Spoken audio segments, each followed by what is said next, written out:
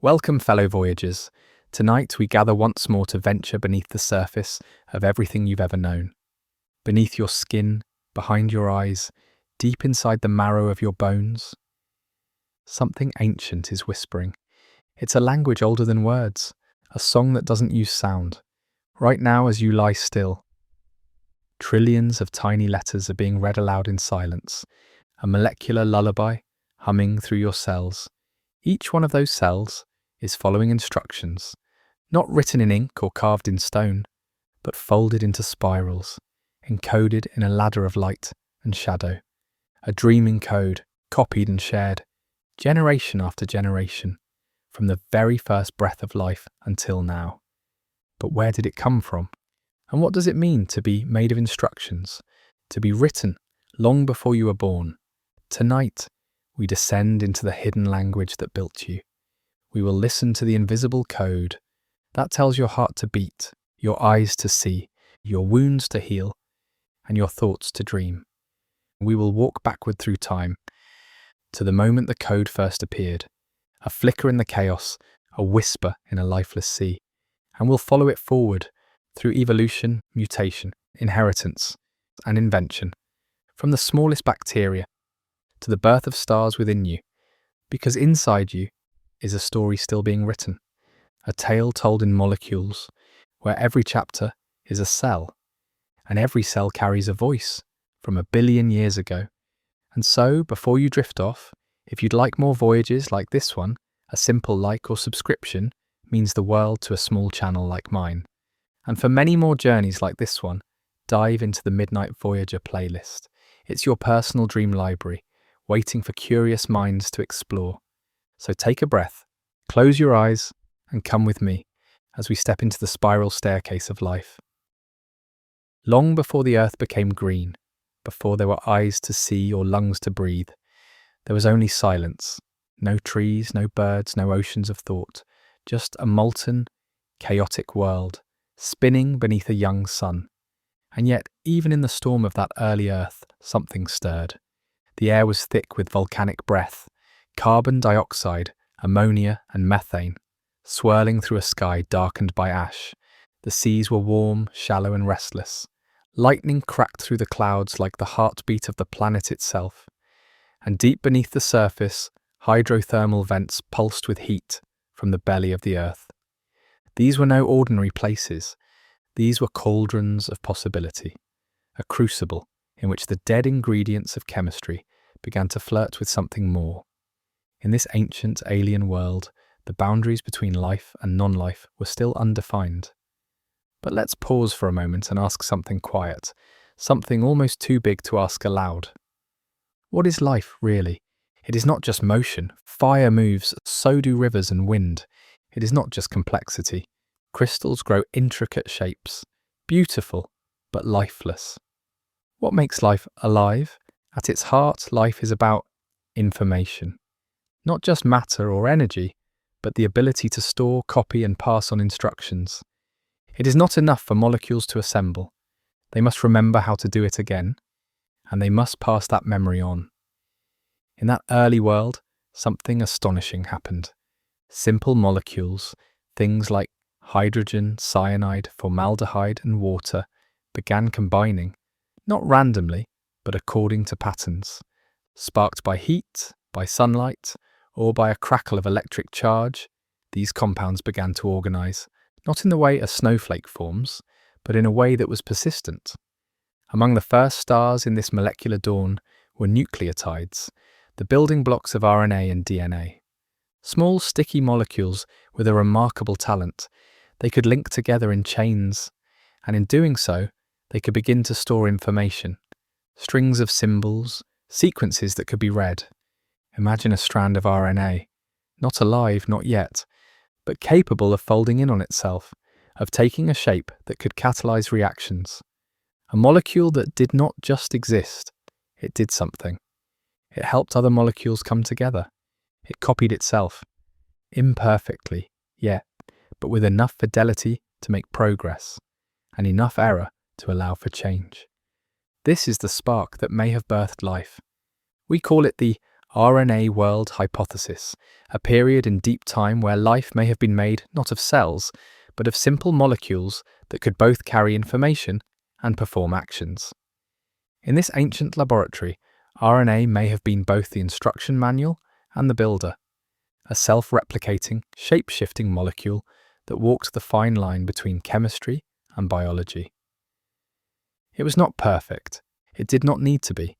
It just needed to last long enough to copy, to mutate, to evolve, and with each passing replication, the sequence grew more refined. Like lines of poetry, scratched into stone by wind and tide, at first meaningless but slowly becoming a message. Eventually proteins, long chains of amino acids, entered the scene. These were more powerful tools, more versatile than RNA alone. And soon after, DNA took over the job of long-term storage. More stable, more secure, less prone to error, the dreaming code had found its home. But in the beginning, in that first sliver of time where life blinked awake, there was no DNA, no nucleus, no organelles, just simple strands of RNA clinging to clay, floating in bubbles, nestled in undersea vents, testing the rules of possibility. Imagine them, not as machines, but as poems that could copy themselves, tiny songs in the ocean, drifting and repeating, until one day, somewhere in the warm shallows of a forgotten bay, one of them found a way to stay, to hold its form, to leave a trace, to remember. And in that moment, uncelebrated, unseen, a whisper crossed the line between chemistry and life.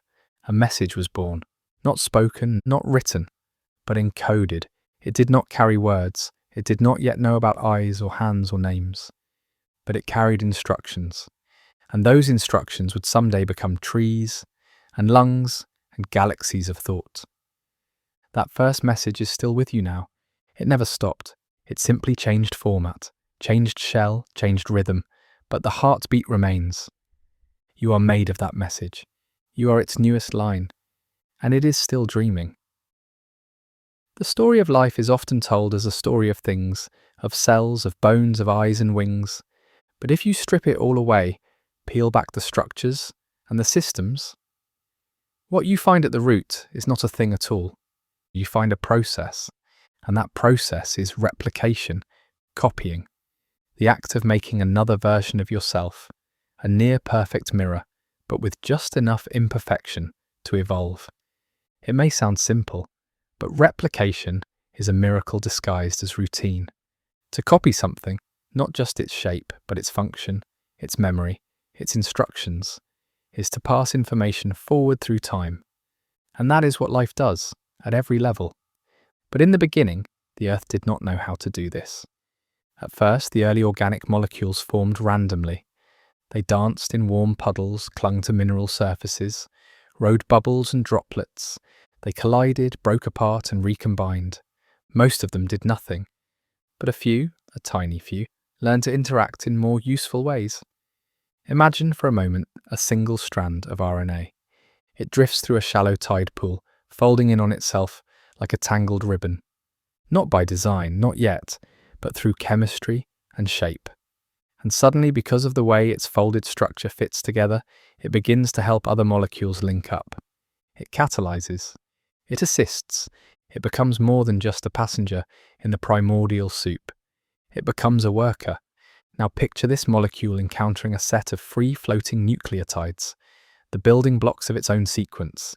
Because of its shape, it attracts the right partners.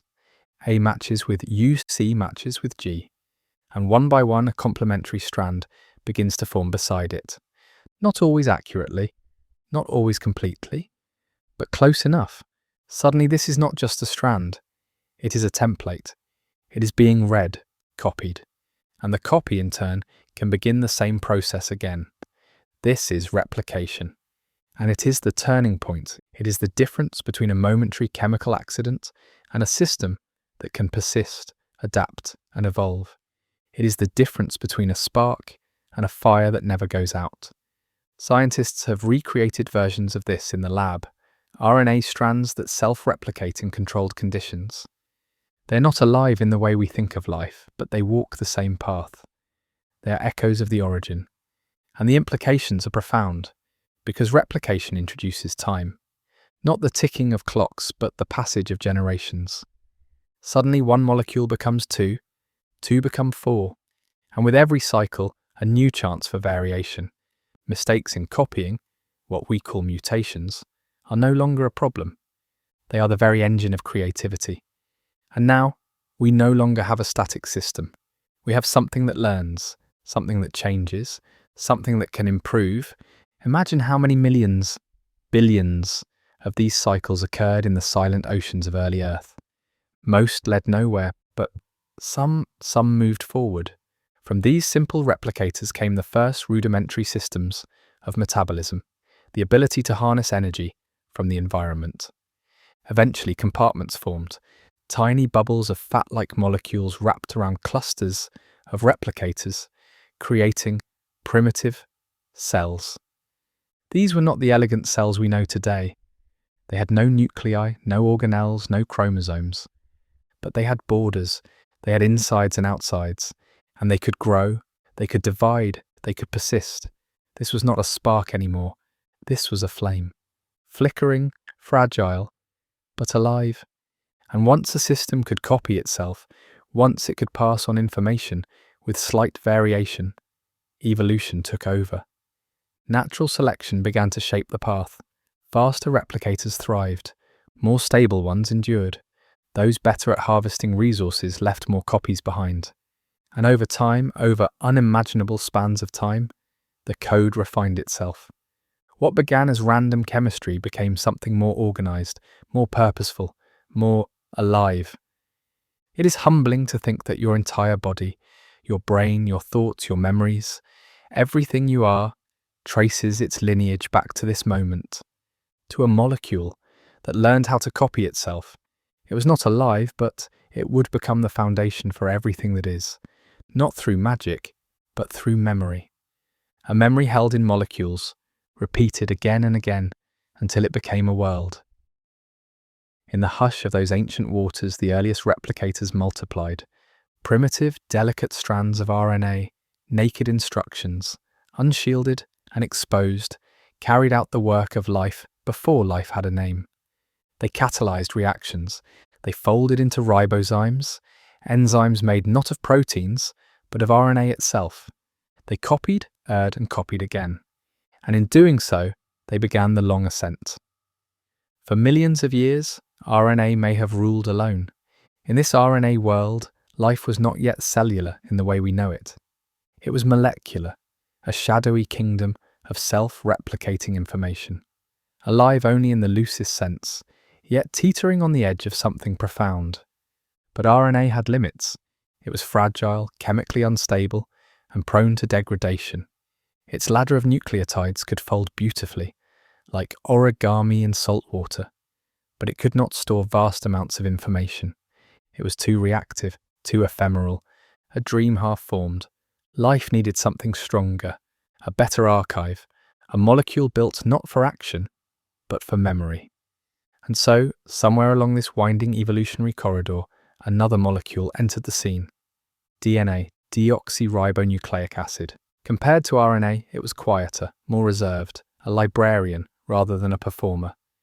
Its double helix coiled with symmetry and grace, not just beautiful, but durable. DNA was more chemically stable thanks to its missing oxygen atom, hence the deoxy. It did not fold into complex shapes like RNA. Instead, it remained a tightly bound spiral, a vault for instructions that could last across generations. This was life's great division of labor. DNA became the archive, RNA became the messenger, proteins became the machinery. Together, they formed a triad, an elegant hierarchy of language, translation, and action. But that transition, from an RNA-only world to a DNA and protein world, was not instantaneous. It was gradual, messy, and filled with failed experiments. Nature, after all, is not a designer with a blueprint. It is a tinkerer, always adjusting, remixing, and repurposing what already exists. At some point, RNA-based ribozymes evolved the ability to help other molecules form, including proteins. Chains of amino acids began to appear, linked by peptide bonds. Proteins, more versatile and precise than RNA, quickly became indispensable.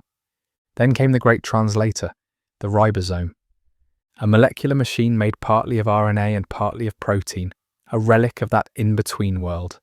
Even today, the ribosome still carries its ancient RNA core, a fossil from the days when RNA ruled alone. Inside modern cells, ribosomes are the factories of life. They read strands of messenger RNA, decode the sequence of nucleotides, and build proteins accordingly, one amino acid at a time. It is an astonishing act of translation, not between languages, but between worlds, from the linear language of nucleic acids to the folded, functional realm of proteins. This system is so elegant, so universal, that it exists in almost every organism on Earth, from bacteria to blue whales. And this leads us to something extraordinary. The genetic code, the mapping between nucleotide triplets and amino acids, is nearly identical in all known life. This universality is no accident. It is a signature that all living things, no matter how different they appear, are variations of a single original theme. You and an oak tree, a hummingbird and a hammerhead shark, a mushroom and the bacteria in your gut, all speak the same molecular language. You all descend from the same origin. The code was written once, and it worked. Well enough to survive, well enough to endure, well enough to dream. And so it was never replaced. Why change the alphabet if it keeps writing such beautiful things? The dreaming code became a standard, not by law but by legacy. Its letters, A, T, C, and G, are still inscribed in your cells today. They whisper the same ancient melody that once echoed through the tide pools of a newborn world. Every time your cells divide, every time a wound heals, every time a thought is born, in the quiet folds of your mind, that same code is being read again. A spiral uncoiling, a sentence unfolding, a memory passed forward. The language of life, still humming beneath the noise of the world, still dreaming. What does it mean to remember? When you have no brain? To carry a message, to pass it forward, to copy yourself without knowing why. Is that memory? The dreaming code that built you does not think. It does not wonder or worry or wish, it simply persists. It does not recall its past, and yet it is its past. Every cell in your body is an echo of older cells. Every strand of DNA is a thread that stretches back in time, not just to your parents or their parents, but to single-celled ancestors that lived before trees shaded the land, before fish tasted water, before the sky held oxygen. That thread is unbroken. Not one generation has dropped it. Not one has failed to pass it on. There is something deeply humbling in that. Because while your mind forgets, your code remembers. It remembers the shape of your hands, the rhythm of your heartbeat, the curve of your spine. It remembers the layout of your liver, the balance of salts in your blood, the number of fingers, the shape of your tongue, the thousands of proteins you never think about but rely on every second of your life. And it remembers how to build them, step by step, letter by letter, not by thinking, but by being. This is memory without thought, intelligence without awareness, a sacred pattern that does not know it is sacred. And still, it works. It has worked across 1 billion years. It has crossed oceans of time without drifting off course, even when errors occur, when mutations sneak in, when sequences get reshuffled or copied twice. The code is not destroyed. It adapts, it shifts, it incorporates the change and carries on. Because the true strength of the dreaming code is not in its perfection, but in its flexibility. It is not rigid, it is not brittle, it grows. This is why evolution is possible, because the code can bend without breaking, and because each generation does not just receive the message, but becomes its next verse. You are not a closed book, you are a living draft, a biological poem still being edited. Inside every one of your trillions of cells is a nucleus, and inside that nucleus are coils of DNA so long they would stretch 2 meters end to end if unspooled. Now imagine 2 meters of molecular script in a space smaller than the head of a pin. folded, wrapped, looped, a cathedral of meaning tucked into a microscopic shell. All of it coiled there, waiting, read in fragments, activated by need, responding to the environment, to emotion, to injury, to growth. This is not a static blueprint. It is a living script. Parts of it sleep, parts of it sing, parts of it awaken when you fall in love. Others respond to hunger or danger or dreams. And you? You are the current voice reading this ancient manuscript aloud. Every breath you take, every cell that divides, is a recitation. Not in words, but in action. The dreaming code lives not in the past, but in the now. Every time you heal, you echo its instructions. Every time a thought flickers behind your eyes, you honor its persistence. And every time you sleep, it keeps working in silence. It is not finished, it is still writing. And you are one of its latest lines. So tonight, remember this. You are not a single moment. You are a river of messages, an unbroken stream of memory that never needed a mind to begin, only the will to continue. There are moments in science that feel like waking up, moments where something long hidden suddenly reveals itself, not as chaos, but as structure. In the early 1950s, a quiet revolution was unfolding, not on battlefields, but in laboratories. A handful of scientists were circling a question older than any microscope. What is the substance of inheritance? What physical thing carries the instructions of life? For decades, the best minds believed proteins must be the answer. They were complex, varied, folded like origami into infinite forms. DNA, by contrast, seemed dull, just a monotonous string of repeating nucleotides. But something was not adding up. DNA, though simple, was everywhere, in every cell, in every nucleus. It was stable, replicable, and when cells divided, it went with them. Still, the mystery remained.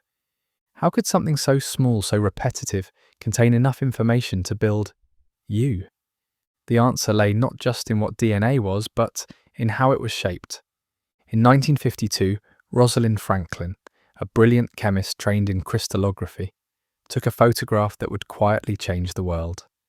Using X-ray diffraction, she captured an image known as Photograph 51. It showed a blurry but unmistakable X, a shadowed signature of helical symmetry. This was no accident of light. It was the fingerprint of a double helix. Watson and Crick, working nearby in Cambridge, saw that image, and everything clicked. Suddenly the pieces aligned, a ladder twisted into a spiral, a backbone of sugars and phosphates, with rungs made from pairs of nitrogenous bases. Not just a string, but a structure. Not just a code, but a code that could copy itself. The elegance was breathtaking, each base on one strand. Adenine, A, thymine, T, cytosine, C, and guanine, G.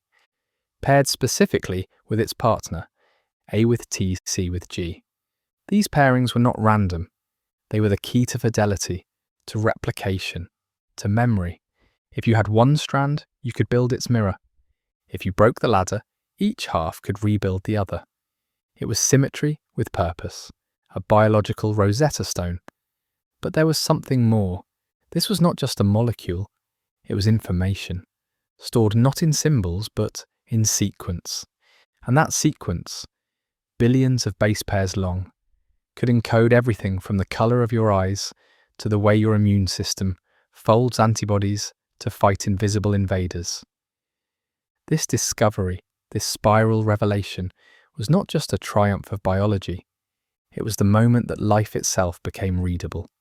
DNA was no longer a mystery. It was a message.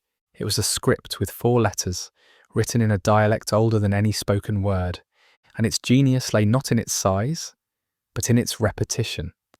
A code built not from variety, but from pattern. This simplicity, this modesty of alphabet is what makes it so powerful. Because 4 letters, when arranged with precision, can compose an entire universe of living form. And now we knew its shape, a spiral staircase, not leading upward, but inward, into the genome, into inheritance, into the dreaming archive of every cell. Imagine a ladder, not made of wood or steel, but of sugar and phosphate, its rungs formed by pairs of delicate, whisper-thin molecules. This ladder does not stand tall in space. It coils, spirals, and dances inward. Its steps are not meant to be climbed by feet, but by proteins, enzymes, and the machinery of life. This is the shape of DNA, a double helix twisting like a cathedral staircase, each turn holding the secrets of inheritance. But the shape is only half the story. To understand why DNA endures, why it works so flawlessly across billions of years, we must look closer at its rungs. Each step of the ladder is made from a base pair. Two nitrogenous bases reach across the helical gap to clasp each other, like fingers meeting in the dark. There are only 4 kinds: adenine, A, thymine, T, cytosine, C, and guanine, G. Yet these 4, through their elegant specificity, form a universal language. Always pairs with T, C always pairs with G. Not because they were chosen, but because their shapes and hydrogen bonds make it so. A snug fit, a perfect lock. They bind just tightly enough to hold, but gently enough to come apart when needed. This pairing is not arbitrary. It is the very basis of replication, the secret to life's most sacred act, copying. Imagine unzipping the double helix, its hydrogen bonds breaking apart like soft Velcro, each strand separating from its partner. Now drifting in the cell's cytoplasm, free nucleotides begin to arrive. They do not guess, they match. An A calls for a T, a C invites a G. One by one they snap into place, guided not by magic, but by chemistry, by the subtle pull of atomic forces. Soon each single strand has become a double again. 2 helices where before there was one. This is replication. Simple, precise, profound. And it all hinges on the faithfulness of pairing, on the fact that A and T, C and G know exactly where they belong. But it is more than copying, it is reading too. You see, the bases do not just form a ladder, they form a sequence. Think of them as letters in a sentence, not written in cursive, but in molecular code. 3 letters at a time form a word, a codon. Each codon corresponds to an amino acid, the building blocks of proteins. A sentence of DNA becomes a recipe, and that recipe becomes a structure, a protein with form and function.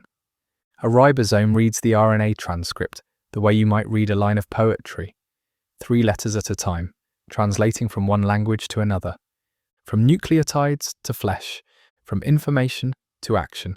But even here, the pairing rules persist, because DNA does not speak directly to proteins. It sends a message through RNA, a single-stranded cousin, using uracil, U, instead of thymine, T, but keeping the same rhythm, DNA to RNA, RNA to protein. Each handoff follows the same fundamental pattern, a base matching with its partner, a code being echoed across the layers of life. These pairings are gentle. They can be undone, rezipped and modified, yet their effects echo in every breath you take. Think of this.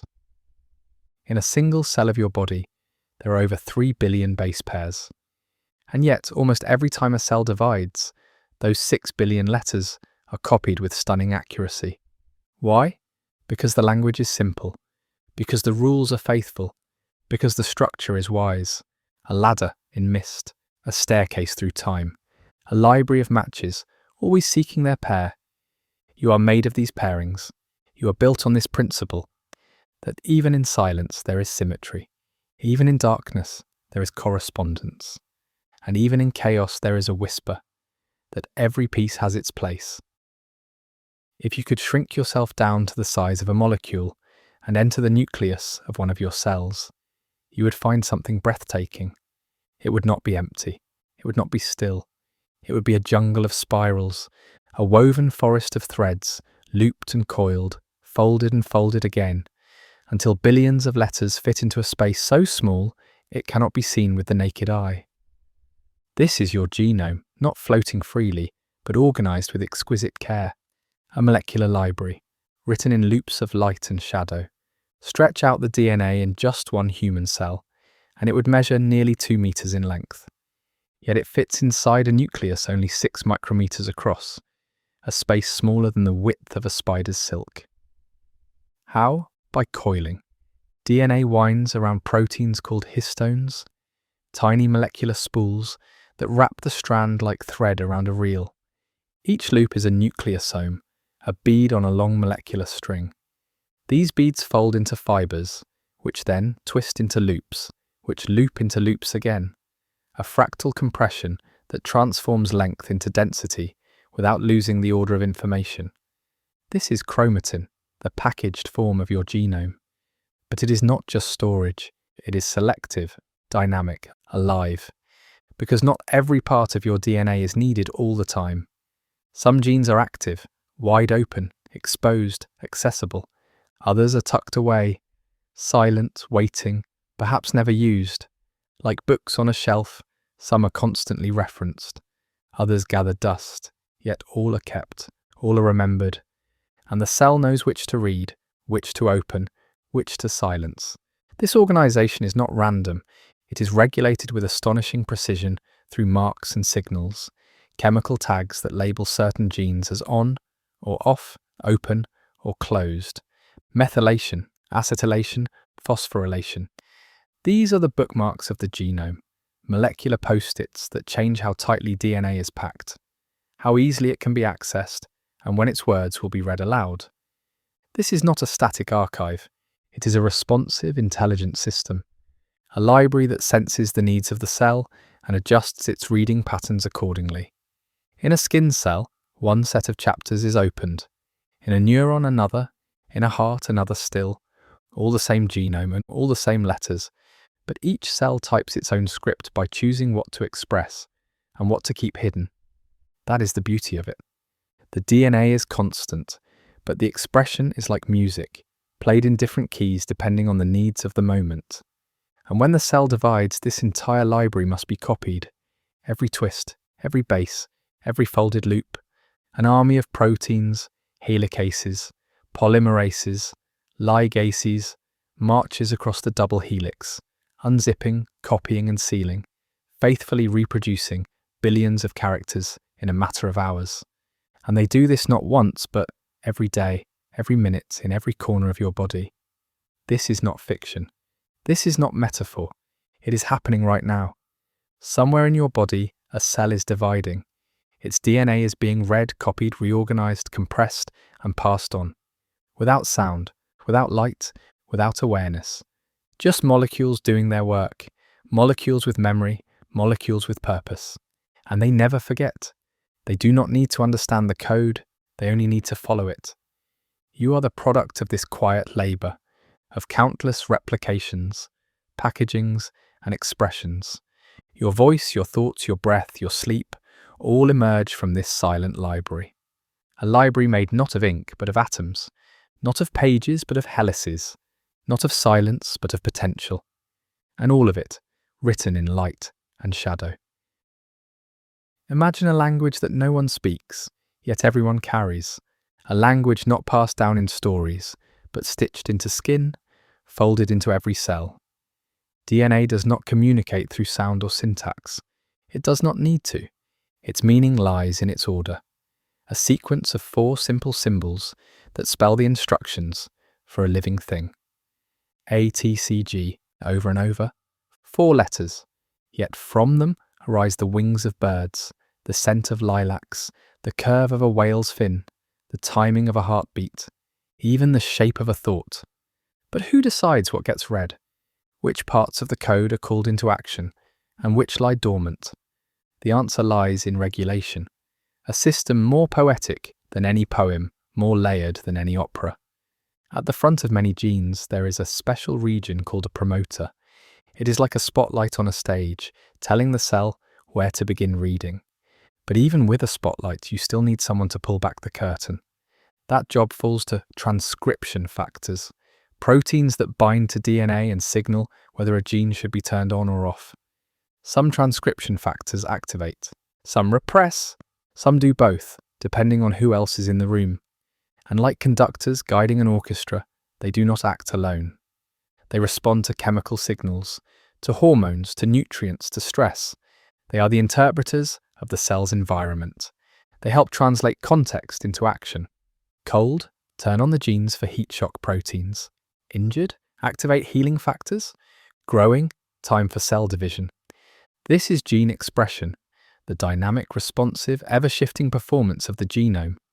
The DNA itself does not change, but how it is read does, and sometimes the regulation gets even more refined. Far from the gene itself, there are regions called enhancers, distant DNA sequences that loop in from afar to boost transcription, like a whispered encouragement from across the room. These loops bring distant parts of the genome into contact, a three-dimensional choreography that lets the cell turn its linear script into a spatial symphony. Even the shape of the DNA matters, how tightly it is wound, where it sits in the nucleus, how accessible its grooves are to binding proteins. The genome is not just a scroll, it is a sculpture, and you are the artist, sculpted by your own molecular hands. But perhaps the most astonishing thing of all is that this system learns. It remembers what to express, when to express it, how to tune the volume of a gene without ever writing a conscious rulebook. This is the epigenome, the layer above the genome that manages its interpretation. Like musical dynamics, louder here, softer there, epigenetic marks tell the cell not what to say, but how to say it. And these marks can change. They can respond to diet, to stress, to trauma, to love. They can be passed from mother to child, whispering emotional memory across generations. This is a language that writes itself, one that edits as it goes, a system that does not need to understand its meaning to produce meaning. And you?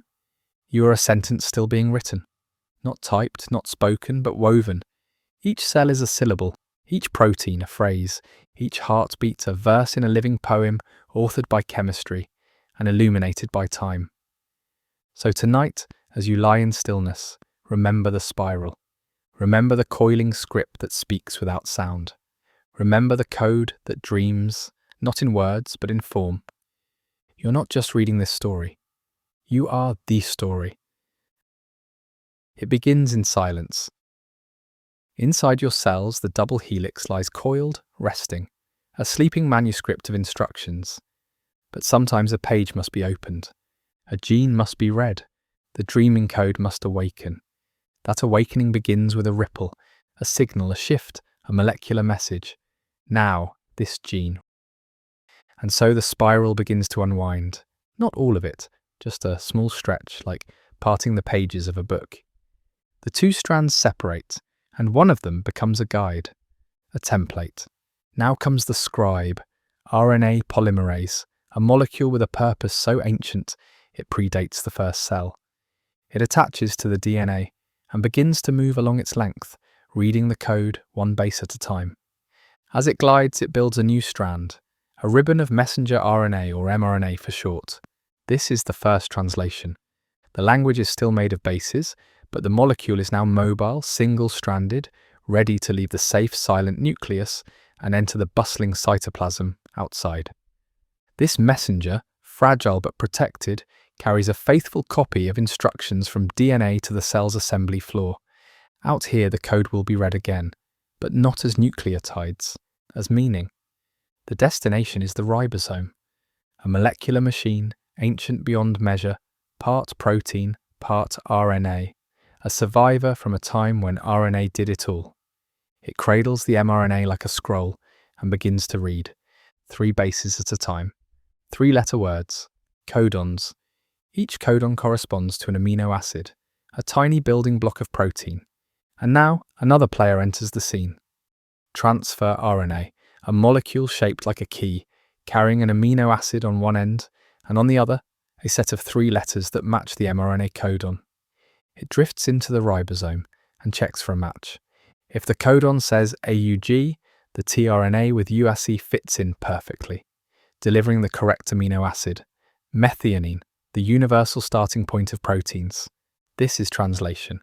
Not metaphor, not poetry, but literal transformation from language into structure.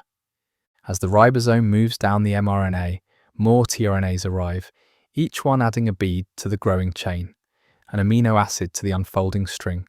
One by one, Click by click, the protein grows. Soon a long sequence of amino acids, linked by peptide bonds, emerges from the ribosome, like a ribbon. But it is not done yet. A string is not a shape. It must fold. And this folding is a quiet magic. Guided by chemistry, by charge, and by the nature of water, the ribbon twists, loops, and locks into form. A three-dimensional sculpture, perfectly shaped for its job. Some become enzymes, catalyzing reactions with miraculous speed. Some form channels, letting ions flow in and out of the cell. Some bind to oxygen. Some carry signals. Some hold your skin together. Some fire your neurons. Some even copy more DNA. All of them begin as sequences of letters, from a gene to a messenger to a machine. That is the path, from blueprint to action, from dreaming code to living form. This process is happening now, in you, in every cell, in every heartbeat, in every blink. It is the silent rhythm beneath your being. And it began billions of years ago when the first replicators discovered that a sequence could be more than memory. It could become function. It is not just that your body has a code. Your body is the code made flesh. You are made of sentences that build proteins, paragraphs that build tissues, chapters that build organs, a book still being written as you sleep. Now let us follow the ribbon. A strand of amino acids, freshly born from the ribosome, floats into the cell, a linear code, not yet a creature. But in mere moments, this simple chain will fold into something extraordinary. A shape of power, a sculpture of purpose, a protein. It begins with the basics. Each amino acid has a unique personality. Some love water, others flee from it. Some carry charges, positive or negative. Some are tiny, others bulky and unwieldy. And as the chain emerges, it begins to twist. Not randomly, but predictably. It forms structures we call alpha helices, tight, spiraling coils like microscopic springs, or beta sheets, flat, pleated ribbons layered like origami. These are the secondary structures, the protein's first attempt at form. But the real beauty comes next. These helices and sheets begin to interact. They fold inward and outward, attracted and repelled by their neighbours. They search for the lowest energy state, the most stable shape possible. This final shape is the tertiary structure, a complex three-dimensional architecture dictated entirely by the sequence of amino acids. And in many cases, multiple proteins assemble together, like gears in a machine, to form quaternary structures, massive protein complexes with intricately coordinated movements. This folding is not decoration, it is everything, because form is function. An enzyme, for instance, might have a deep pocket, a groove shaped to cradle one specific molecule. It binds, holds, then catalyzes a reaction, often thousands or even millions of times per second. Another protein might act as a receptor, sitting on the surface of a cell, waiting for a signal, a hormone, a neurotransmitter, to arrive and unlock it. Others form structural frameworks, like collagen, woven into your skin, your tendons, your bones, giving shape and resilience to your form. Still others walk, yes, walk, stepping along the cellular scaffolding as they haul molecular cargo from place to place. All from folded chains, all from the dreaming code. It is worth pausing here, because this process, from DNA to protein, is not just a fact of biology.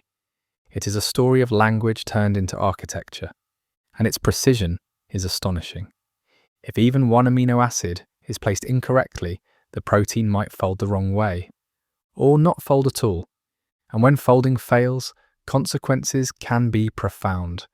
Alzheimer's, Parkinson's, cystic fibrosis, all diseases born from a single misfold, a misplaced curl in a microscopic structure. And yet, for most of your life, in most of your cells, folding happens flawlessly, silently, faithfully, because the code is robust, because the machinery is ancient, because your cells remember how to do this as surely as a tree remembers how to grow upward. They do not think, they do not plan, they follow a pattern held in sequence, a sequence held in bases. A whisper passed from the spiral, through the messenger, to the maker. And in the end, a protein is born. But this birth is only the beginning. Because proteins do not simply sit in place. They move, they catalyze, they repair, they signal, they respond.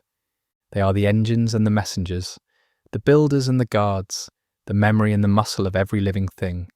Your thoughts, your immune system, your voice, your dreams, all made real by the folded grace of protein. A sequence becoming structure, a structure becoming life. Now imagine this, not one protein, but thousands. Each folded, each with its own shape and role, all working in harmony, all alive with purpose, like musicians in a vast and silent orchestra. Inside your cells, this performance never stops.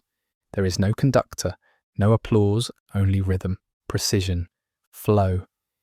This is the proteome, the full ensemble of proteins your body creates. And unlike your genome, which remains mostly unchanged, your proteome is dynamic, ever shifting, ever adapting to the moment, the hour, the environment. At dawn, one set of proteins rules. Metabolic enzymes that harvest sugar, repair crews that tidy the remnants of the night. By noon, the symphony changes. Signals race, receptors open, muscles flex, neurons fire. Your proteins move with the tempo of the day. At dusk, they soften. Stress proteins quiet, repair resumes. Your biochemistry begins to prepare for rest. And while you sleep, another set rises from the silence. Proteins that consolidate memory, that regulate hormones, that sweep away metabolic debris. A midnight shift quietly humming beneath the surface. But how is this coordination achieved? At the heart of it is feedback. Proteins that regulate other proteins. Transcription factors that switch genes on or off based on the presence of signals.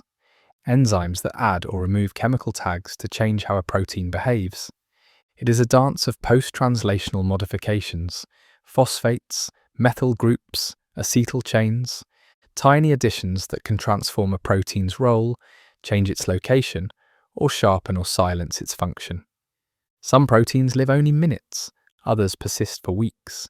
Their lifespans are tailored to the task they perform. A messenger must vanish quickly, lest the signal never stop. A structural protein may endure, woven into the fabric of skin or cartilage, and when a protein's time is done, it is not discarded blindly.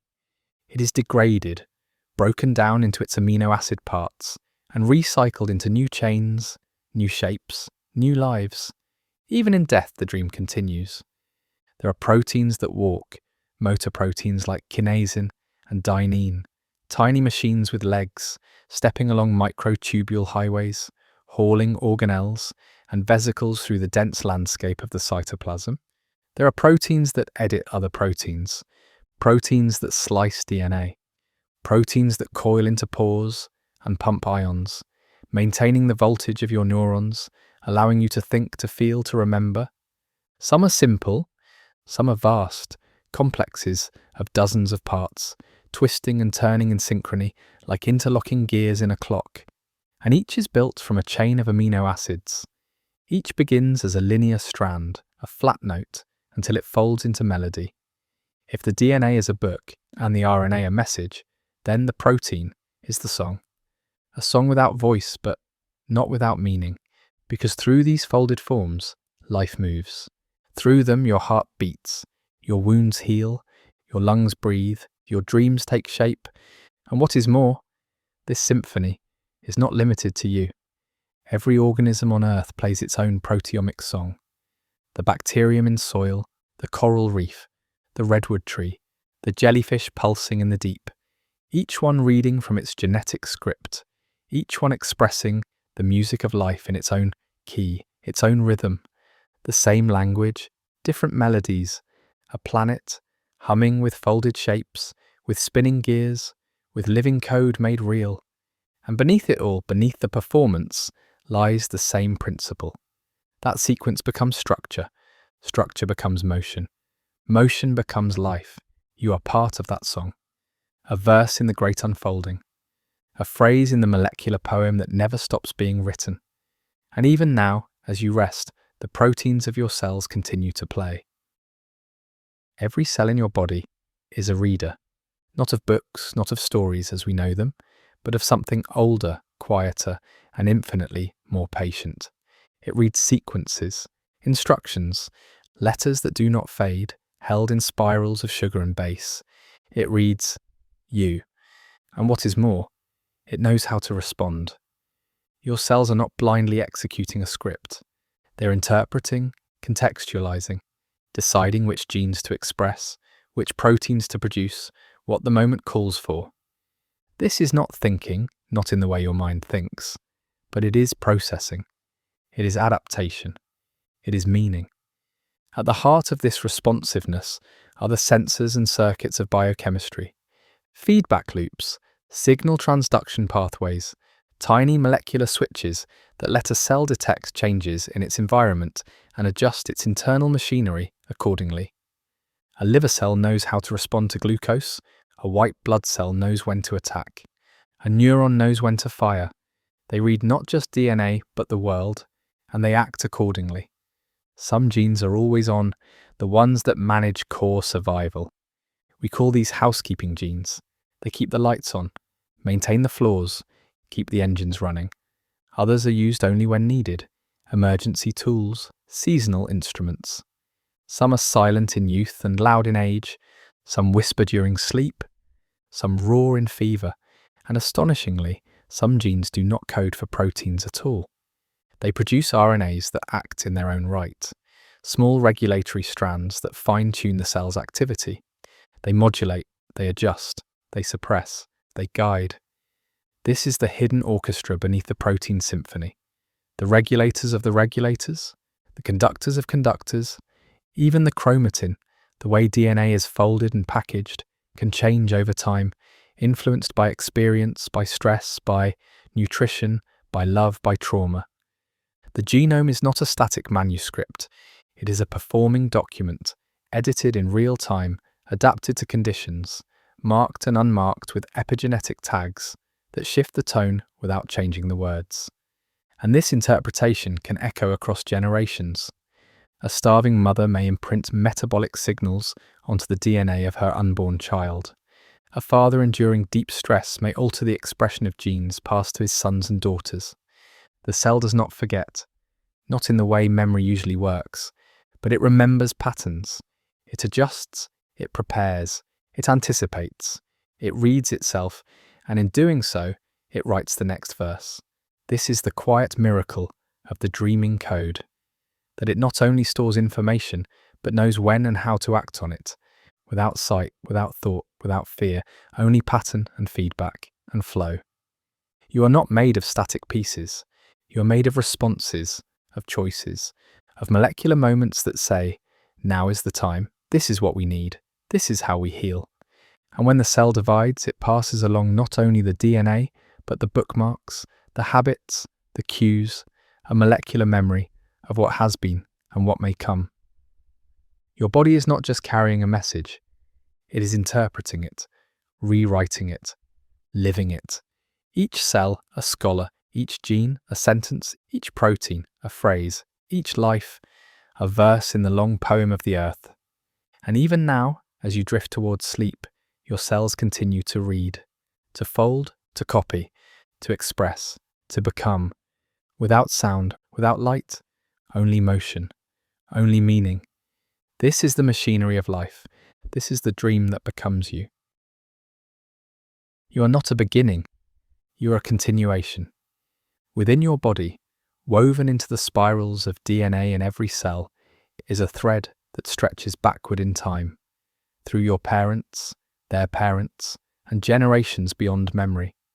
That thread is inheritance, not of wealth or land or name, but of form, of rhythm, of possibility.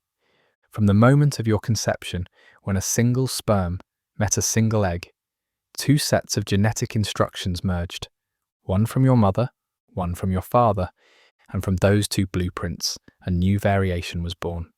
You, half of your chromosomes came from each parent, 23 from one, 23 from the other. Together, they formed 46 chromosomes, the full library of a human life. Each chromosome is a volume. Each volume contains hundreds, sometimes thousands of genes. And each gene is a story with many possible versions. The idea that traits are inherited through discrete units dates back to the 1800s, to a quiet monk named Gregor Mendel, who studied pea plants in a monastery garden. He observed that certain traits, flower colour, seed shape, followed predictable patterns when passed from parent to offspring. He spoke of dominant and recessive traits, of alleles, different versions of the same gene. And even though he did not know about DNA or chromosomes, his insight was profound. That inheritance is modular, that traits are not blended like paint, but passed down like shuffled cards, some hidden, some expressed. In every gene, there are at least two alleles, one from each parent. Sometimes one dominates, silencing the other. Sometimes both contribute equally. Sometimes their interaction is complex, emergent, and unpredictable. This genetic dance gives rise to variation. It explains why siblings are alike, yet distinct. Why some traits skip generations. Why we resemble our ancestors, but never perfectly. But genes do not travel alone. They ride inside chromosomes, long, linear molecules of DNA that twist and coil into compact shapes during cell division. When sex cells, the sperm and the egg, are formed, a special type of division occurs. Meiosis. It is more than just a split. It is a remix. Each pair of chromosomes lines up, and then they recombine. They swap segments, they trade pieces, they shuffle genes. This is genetic recombination, a dazzling exchange that ensures no two sperm and no two eggs are ever the same. It is nature's way of writing new variations into the same ancient code. And so when a child is conceived, they do not receive simple copies. They receive mosaics, fragments stitched together from both parents, from ancestors long past, woven into something entirely new. But inheritance is more than genes. It is context. Because the same gene can be expressed differently depending on what other genes are present, what environmental signals are received, what epigenetic bookmarks guide the way. And some traits, like height, intelligence, and temperament, are polygenic, shaped by the interaction of dozens or hundreds of genes, each contributing a small part to the whole. You are not the sum of your genes, you are the sum of their interactions. You are a dynamic expression of an ancient inheritance, filtered through a moment in time. And what is more, you pass it on. Whether or not you have children, the choices you make, the experiences you endure, may leave a trace, not just in memory, but in molecules. Stress, nutrition, love, fear. All of these can shape the way your genes are expressed, and in some cases, those changes may be passed on. This is the study of epigenetic inheritance, the ghostly memory of experience written not into the letters of the code, but into its interpretation. You are not a blank slate. You are a continuation of stories, told in DNA, annotated by life, and whispered into the future. Even now, as you breathe, your cells carry the legacy of billions who came before. The shape of your face, the texture of your hair, the tone of your voice. Each is a thread in a long and unbroken braid. You are not alone. You are not separate. You are a sentence in an eternal conversation. For all its elegance, inheritance is not flawless. The dreaming code, though ancient and powerful, is not immune to error. And from these quiet misprints, new branches grow. Some are subtle, a single letter changed. An A becomes a G, a silent mutation, harmless, unseen. Others change everything. These are mutations, the shadows in the code. They can arise spontaneously during DNA replication, or be triggered by radiation, chemicals, or even viruses. But mutation is not evil. It is not malevolent, it is variation. And without variation, there is no evolution, no change, no adaptation. Some mutations are harmful. Yes, they disrupt vital proteins, cause disease, alter development. Others are neutral, a gentle ripple, a spelling difference with no visible effect. And some are gifts. A tweak in hemoglobin that offers resistance to malaria, a shift in brain wiring that enhances memory, an accident that leads to an advantage. Nature does not choose in advance. It experiments. It selects after the fact. And mutations are its palette. Still, for those affected, mutation can feel cruel. A child inherits a single letter change and develops cystic fibrosis. Another receives a chromosomal deletion and is born with a rare syndrome. A third, through a fragile X or a triplet repeat, finds learning, speaking, or movement more difficult. These are not stories of failure. They are stories of variation, sometimes tragic, sometimes extraordinary. Because even in illness, the dreaming code is not broken. It is alive. It is doing what it always has, changing, adapting, becoming. And in some rare cases, a mutation creates something beautiful. A resistance to disease, a metabolic strength, a new enzyme never seen before. The origin of a trait that will one day reshape a species. This is how evolution works. Inheritance is not about perfection. It is about survival, about responding to an ever-changing world with ever-changing form. And the more varied the gene pool, the stronger the population. That is why genetic diversity is essential, not just for individuals, but for the future of life itself. Each person carries roughly 60 to 100 mutations not found in their parents. Most are harmless, some are not, but all of them are part of the grand experiment of life. And they are not limited to the nuclear genome. Deep in your cells, within the mitochondria, those ancient powerhouses, is another thread of inheritance. Mitochondrial DNA. Tiny, circular, and passed only through the maternal line. An echo of a once free-living bacterium now folded into your very metabolism.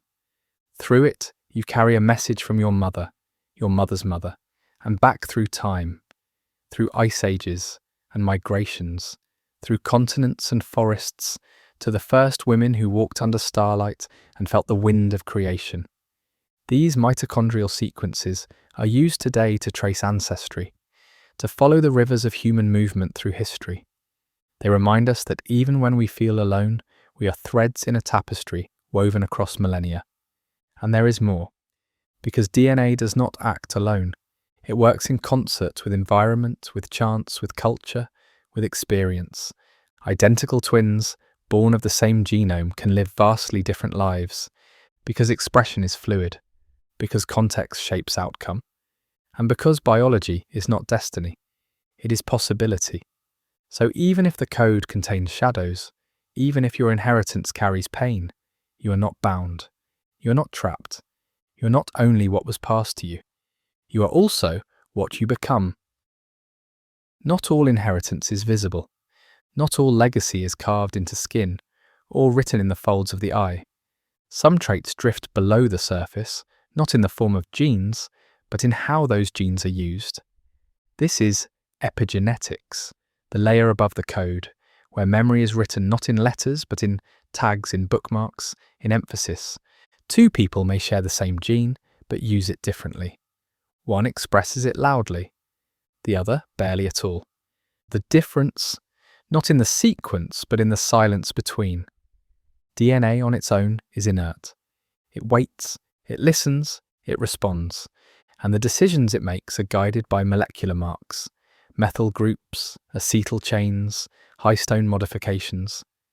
These tiny chemical flags tell the cell what to ignore, what to promote, what to silence for now. They're not permanent. They shift with age, with experience, with trauma, with touch. They are the bridge between your life and your biology. In a stressful environment, certain genes may become suppressed. In nurturing conditions, others may awaken. A starving mother carrying a child within her can change that child's metabolism for life. A father subjected to trauma may pass down altered epigenetic patterns, as if memory, not just form, was inherited. We are learning now that what you endure may echo forward, that pain can ripple through generations, that resilience too can leave a mark. But this inheritance is not fate, it is not locked. It can be rewritten, it can be healed. You are born with more than a script. You are born with an editor. Your cells listen to your world. They adapt, they record, they translate experience into chemistry. And that chemistry becomes a change in expression. This is why identity is never fixed. Genes influence, they do not dictate. They may set the stage, but they do not write the lines. They do not choreograph the dance, that comes later. From life, from choice, from chance. And from this mutable interface emerges the complex, shifting self. The child of inheritance, the student of experience, the author of their own biology. Your body is a palimpsest, a manuscript rewritten over and over. Each fold, each scar, each moment of joy adds a brushstroke to the story you live. And that story is never finished. Even in aging, new patterns emerge. Some genes slow, others ramp up. The music changes, but the melody remains. And still beneath all of it, the code hums. Whether active or silent, folded or unspooled, your DNA remains a record of ancient origins and present adaptation. It carries echoes of fish that first crawled to land, of mammals that weathered ice ages, of humans who painted caves and wandered beneath starlight. You do not remember them with your mind, but your cells do. In your blood there are shapes once shared with wolves. In your bones, curves echoed from primates swinging through trees.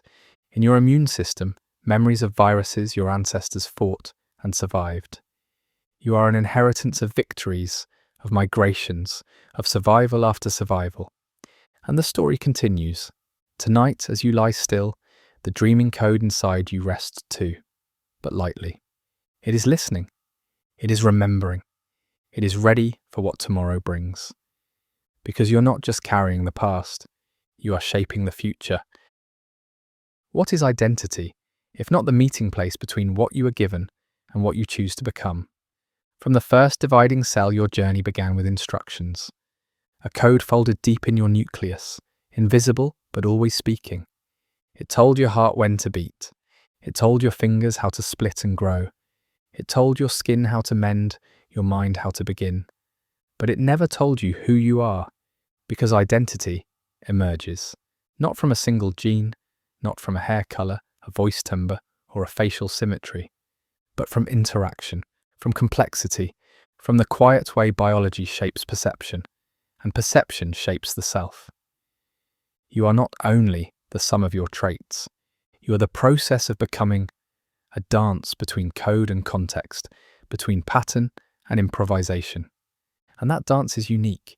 Even identical twins, born of the same genome, will not walk the same path. Their cells will turn different genes on and off, make different memories, and weather different storms. Over time, they will diverge, not in their DNA, but in their expression, in their rhythm, in their resonance, because experience is an artist, and the genome is its canvas. No one else will carry the exact pattern of gene expression you do. No one else will mark their DNA with the same epigenetic brushstrokes. No one else will pair your inherited melody with your lived harmony. This is what makes you, you, and yet, you're not alone. You belong to a lineage, a river of inheritance that flows behind and before you. Every cell in your body is a bridge across time, a vessel for memory, for potential, for continuity. You did not choose your code, but you choose how to carry it. You are not trapped in your biology. You are the author of its expression. You are the composer of your own molecular song. And still as you grow, your body does not forget. In every new cell, the instructions are passed down. The letters remain, the libraries are copied, the whispers continue, but now your choices matter too.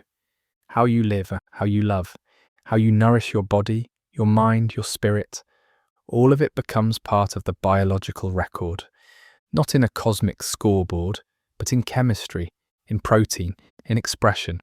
And one day, if you pass your cells forward, the story continues. A reshuffling, a remixing, a new voice added to the choir of life. But even if you do not, the story still lives. In the genes you inherited, the life you shaped, the ripples you created in others. You are more than your code, but you are never without it. And tonight, as you rest, as the machinery of your cells continues its quiet work, you are still becoming. Every breath you take, every cell that divides, is a renewal, a rehearsal, a moment of inheritance made real. You're not fixed, you're not finished.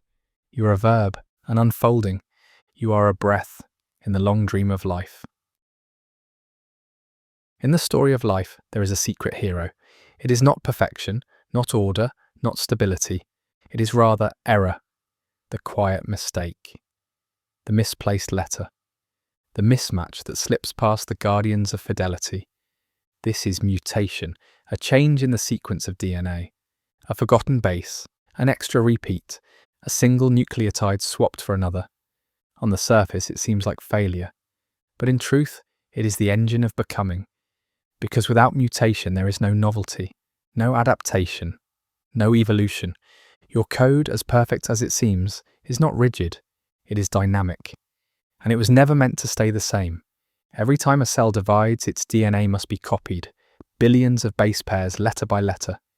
And even with proofreading enzymes, even with molecular repair crews on constant patrol, mistakes happen.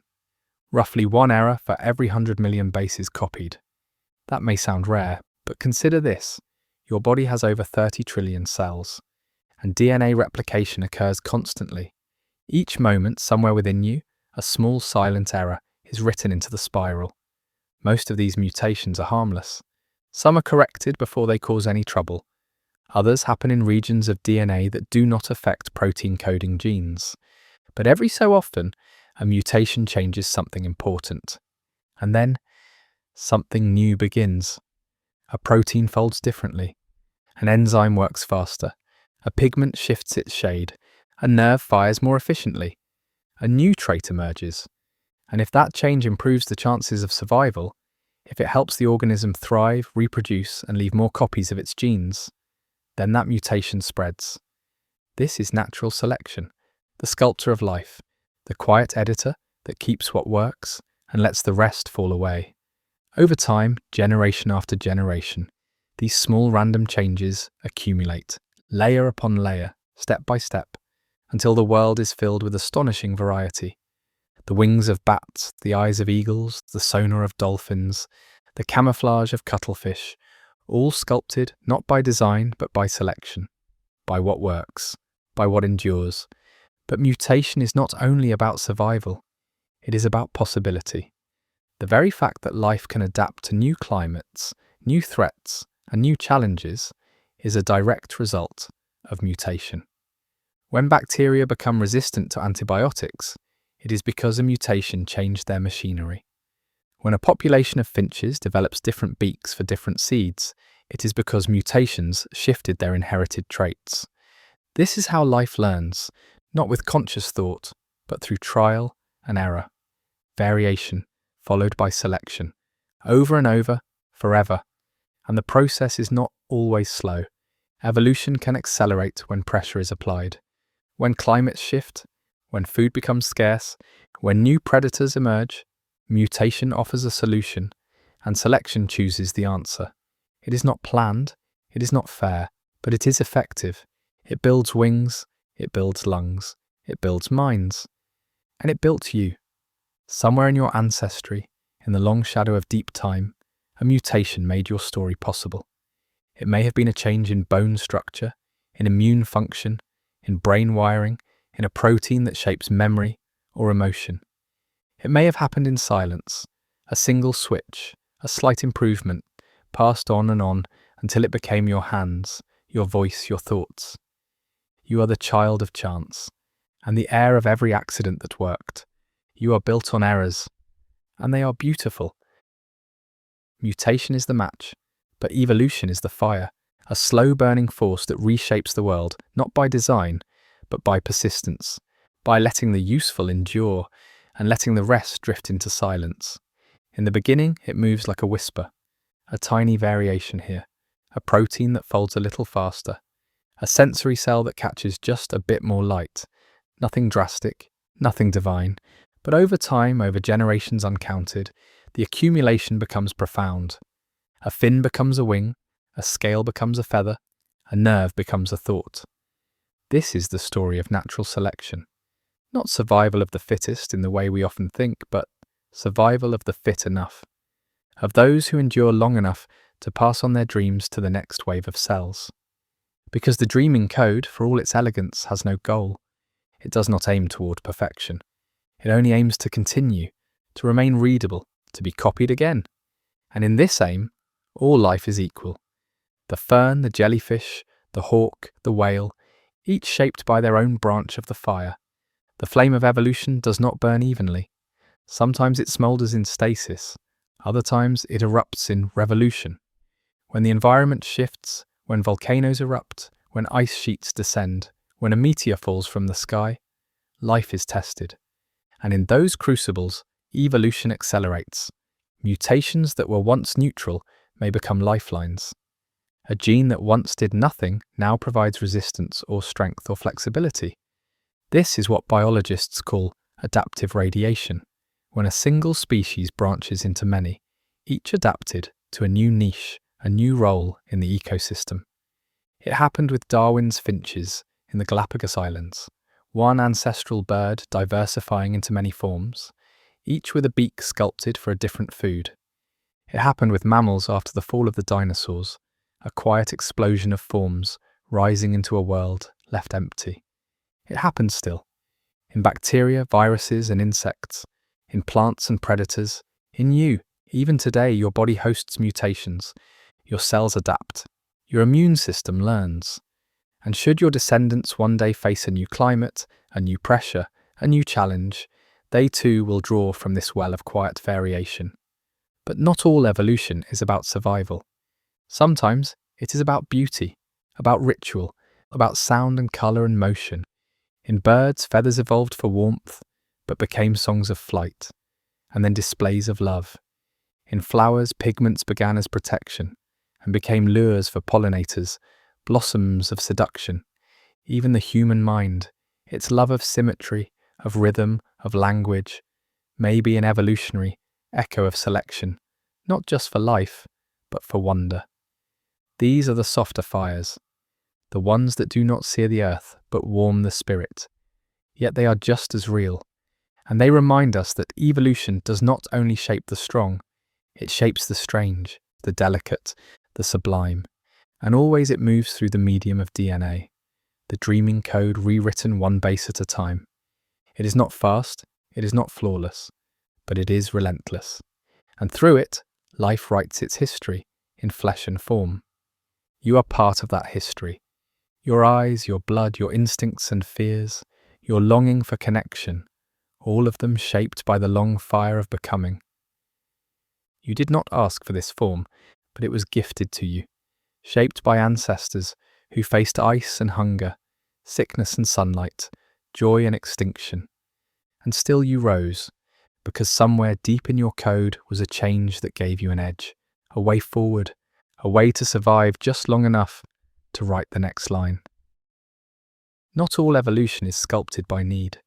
Not every mutation is weighed by utility. Sometimes things change simply because they do. This is the realm of genetic drift, the quiet, indifferent cousin of natural selection. While selection favours what helps, drift allows change to wander. Especially in small populations, mutations can rise or vanish for no reason at all. No pressure, no advantage, just randomness. A bottleneck occurs, perhaps a fire, a flood, a famine. Only a handful of individuals survive. By chance, certain traits are overrepresented. Others are lost, no better, no worse, just gone. Or a founder effect takes place. A small group branches off, carrying only part of the genetic songbook. Whatever alleles they bring will shape the melody of their descendants, no matter how arbitrary the tune. This is not purposeful. It is not cruel. It is the background hum of biology, the roll of molecular dice. And yet, these random events can have profound consequences. A neutral trait might become common. A harmful one might disappear. A gene with no present value might linger for generations. Until one day, in a new environment, it proves essential. Because the code does not forget, it carries even the quiet lines, the half-spoken verses, the dormant instructions. In this way, evolution is not efficient. It is not sleek. It is messy, redundant, full of genetic leftovers and curious tangents. But this messiness is its strength. Within the layers of what does not matter are the seeds of what someday will. Within the silent alleles and the unexpressed sequences lie the futures waiting to be born. And then there is exaptation, when a trait evolves for one purpose and is later co-opted for another. Feathers began as insulation. They became tools of flight. Bones that once supported gills in fish became the tiny bones in your ear, delivering sound to your mind. Nature repurposes. It reuses old tools in new ways. It is not a perfect planner, but it is an inspired improviser. And in this improvisation meaning emerges. The human larynx, once a structure of breath, now forms the basis of speech. The opposable thumb, once for climbing or grasping, writes symphonies and scripts. Your genome is not a clean blueprint. It is a palimpsest, a scroll rewritten countless times. Underneath the current text are echoes of fish, reptiles, and mammals, organisms that once carried the same genes in different arrangements for different ends. And so, you carry within you not just your own story, but the stories of the forgotten, the almosts, the never-quites, the extinct and the ancestral.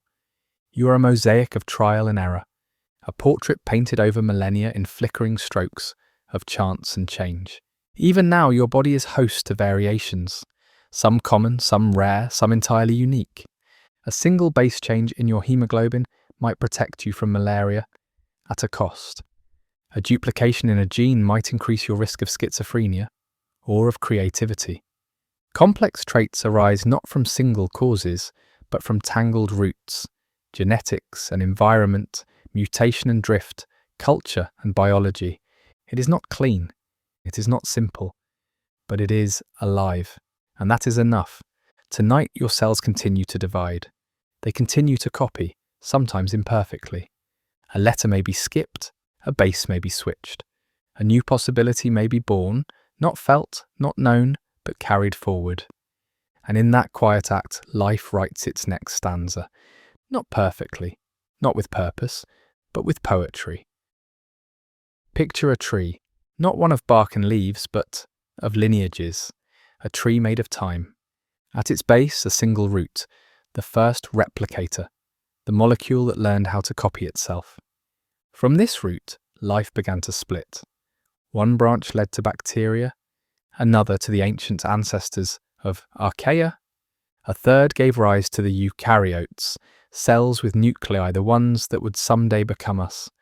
And from these early divergences, the tree of life expanded outward, not in straight lines, but in fractals, in forks and twigs, in branches that twist and curl and die, only to give rise to something new. This is evolutionary radiation, the explosion of form from a single ancestral type, each new lineage shaped by its own environment, its own pressures, its own mutations.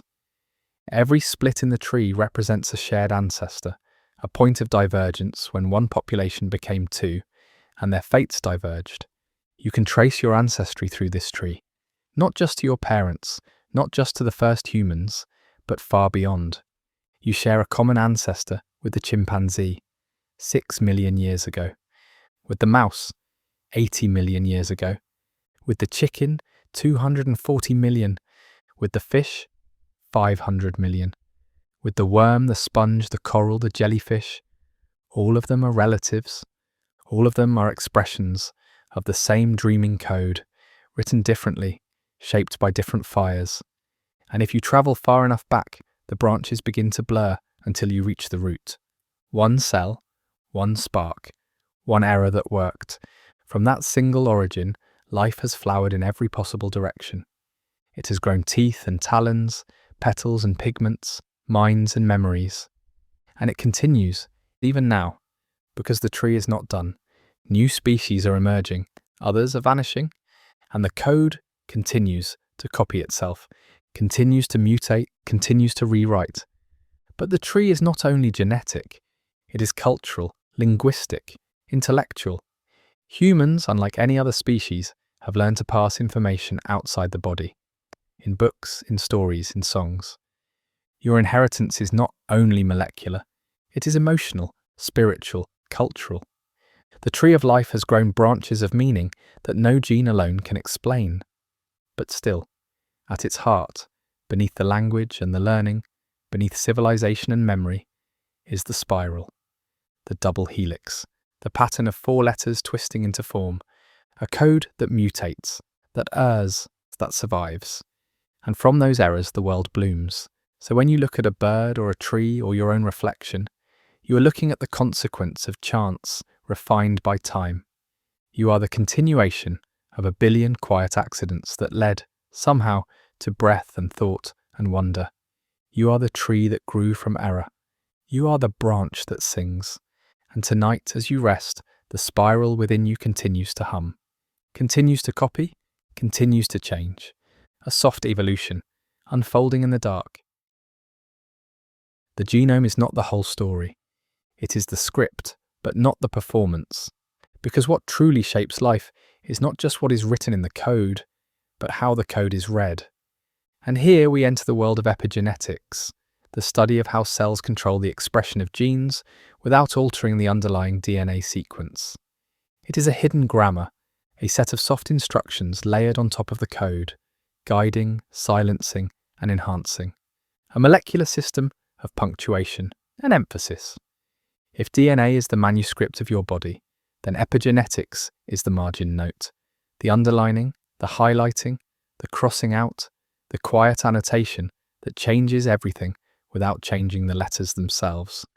Every cell in your body, whether it is part of your eye, your skin, or your liver, contains the same genome, the exact same spiral of nucleotides. And yet, each cell behaves differently, reads different pages, plays different roles. Why? Because of how the genome is marked, packaged, labelled.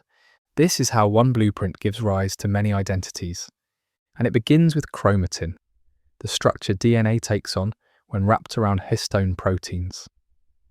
DNA does not float freely in the nucleus. It is wound, folded, and looped. And this packaging is not just spatial, it is regulatory. Some regions of chromatin are open and loose, easily accessed by transcription machinery. Other regions are tightly packed, hidden, silent, and inaccessible. And how does the cell control this openness? Through epigenetic tags. Chemical groups, like methyl and acetyl tags, are added to DNA and histones. These do not rewrite the sequence, they just alter how that sequence is treated. A methyl group added to a DNA base often silences the gene, telling the cell, do not read this right now. An acetyl group on a histone loosens the chromatin, making nearby genes more accessible. And these modifications are reversible, dynamic, responsive. They can change in response to signals from inside the body or from the outside world, nutrition, stress, hormones, exercise, even emotion. All can leave a mark. All can influence which genes are expressed and when. This is epigenetics.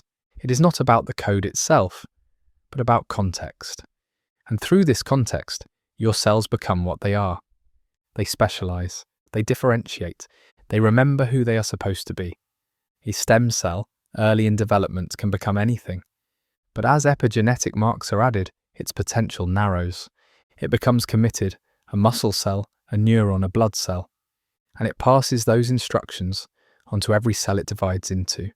Memory without a mind, form without a change in text. This is how identity is maintained. How skin cells do not suddenly become stomach cells. How order arises from possibility. And yet, the system remains flexible. Epigenetic states can shift in response to need, to injury, to experience. They are the living margin notes of life, not permanent, not immutable, but powerful. And in that power lies both hope and mystery. What if memory could be passed not just through stories or scars, but through molecules? Epigenetics suggests that life remembers in ways deeper than thought. We often think of memory as something that lives in the mind, neurons firing in patterns, moments replayed in silence. But your cells, quiet and thoughtless, also remember. They remember famine, they remember fear, they remember nurture and neglect. Not as images or language, but as epigenetic marks, chemical notes scribbled into the margins of your genome. Studies on the children of famine show these marks in action. Those conceived during times of extreme hunger often carry lasting changes in how they store fat, how they process sugar, how their metabolisms respond to stress. The code has not changed, but the way it is read has. And sometimes that altered reading persists, not just in the child, but in the child's children, passed on like a molecular whisper from one generation to the next. This is transgenerational epigenetic inheritance, the controversial or inspiring idea that experience itself can echo across time through chemistry. It is not universal, not every mark lasts, not every stress is inscribed, but the fact that some do changes the way we see ourselves. You are not just the sum of your genes, you are the consequence of history. You are the result of choices made long before you were born, not only by your ancestors, but by the world around them. What they ate, what they feared, who they loved, where they lived, all of it etched faintly into the folds of the double helix, not as letters, but as notes above the line. This does not mean your fate is sealed, quite the opposite. Because if the epigenome can be changed by experience, then healing can be written too. And we are beginning to see that happen. Through diet, meditation, exercise, even therapy, certain epigenetic marks can fade, others can be added. The tune of gene expression can shift. A gene once silenced might sing again. A wound once passed down might soften and cease its echo. In this way, your genome is not a sentence, it is a song. And you are the current singer. What you do and how you live can retune the music of your cells. You are not a prisoner of your inheritance. You are its next composer. The epigenome listens. It responds. It adapts. It carries memory, yes, but also forgiveness. Also renewal. Tonight, as you lie in quiet, your cells are not idle. They are reading. They are responding. They are remembering where they have been and preparing for what is next. They do not speak, but they know. And what they know is written softly in the spaces between. Inside every cell, a paradox hums. You carry a complete set of instructions, the full human genome, 3 billion letters, held in every nucleus. And yet only a fraction of that code is ever used. Your brain cells express one set of genes, your skin another, your liver, your heart, your bones, each playing its own song from the same sheet music. This is cellular identity, and epigenetics is its sculptor. By silencing some genes and activating others, the cell narrows its role, shaping form from potential. But the potential remains. Locked away, silent but intact are all the unused instructions. A skin cell still holds the code for eyes. A neuron still contains the recipe for bones. The difference lies in expression. Not what is present, but what is allowed to speak. This is how a single fertilized egg becomes a body. Not by changing its code, but by choosing different songs to sing at different times, in different places. And this power to choose, to read selectively, is what gives life its astonishing variety. It also offers possibility. In the lab, scientists can take a mature skin cell and by adding just a few key transcription factors, reprogram it, undo its specializations, return it to a pluripotent state where it can become anything again. This is cellular memory rewritten, a resetting of the epigenetic clock. And it offers more than just curiosity. It offers hope, the potential to regenerate damaged tissues, to model diseases, to grow organs from a person's own cells. No rejection, no foreignness, only restored harmony. But even outside the lab, your epigenome remains fluid. It responds to the world you live in, the air you breathe, the food you eat, the light you absorb, the people you hold close, the sleep you find each night. It shifts, not in chaos, but in tune with the rhythms of living. And so you are not fixed. You are not a frozen outcome of genes and chance. You are a process, a path, a living revision. And if the genome is the story, epigenetics is the voice that tells it. Sometimes bold, sometimes hushed, sometimes trembling with grief, sometimes rising in song. It is the difference between inheritance and identity, between blueprint and expression, between what you are given and what you choose to become. Even now, in the quiet of this moment, your epigenome is at work, marking, adjusting, remembering, and adapting your cells to your life. They are listening, not to your words, but to your world, to your breath, to your rest, to your joy, to your pain, and with every experience they write in the margins. Here, this mattered.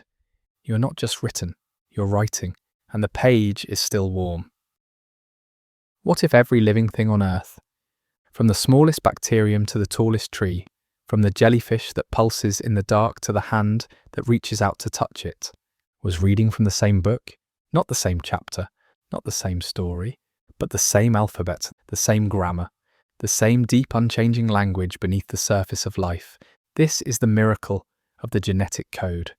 Across the immense diversity of biology, across kingdoms and phyla, shapes and species, ways of breathing and growing and sensing the world, there is one thing that has never changed: the way life translates its dreams.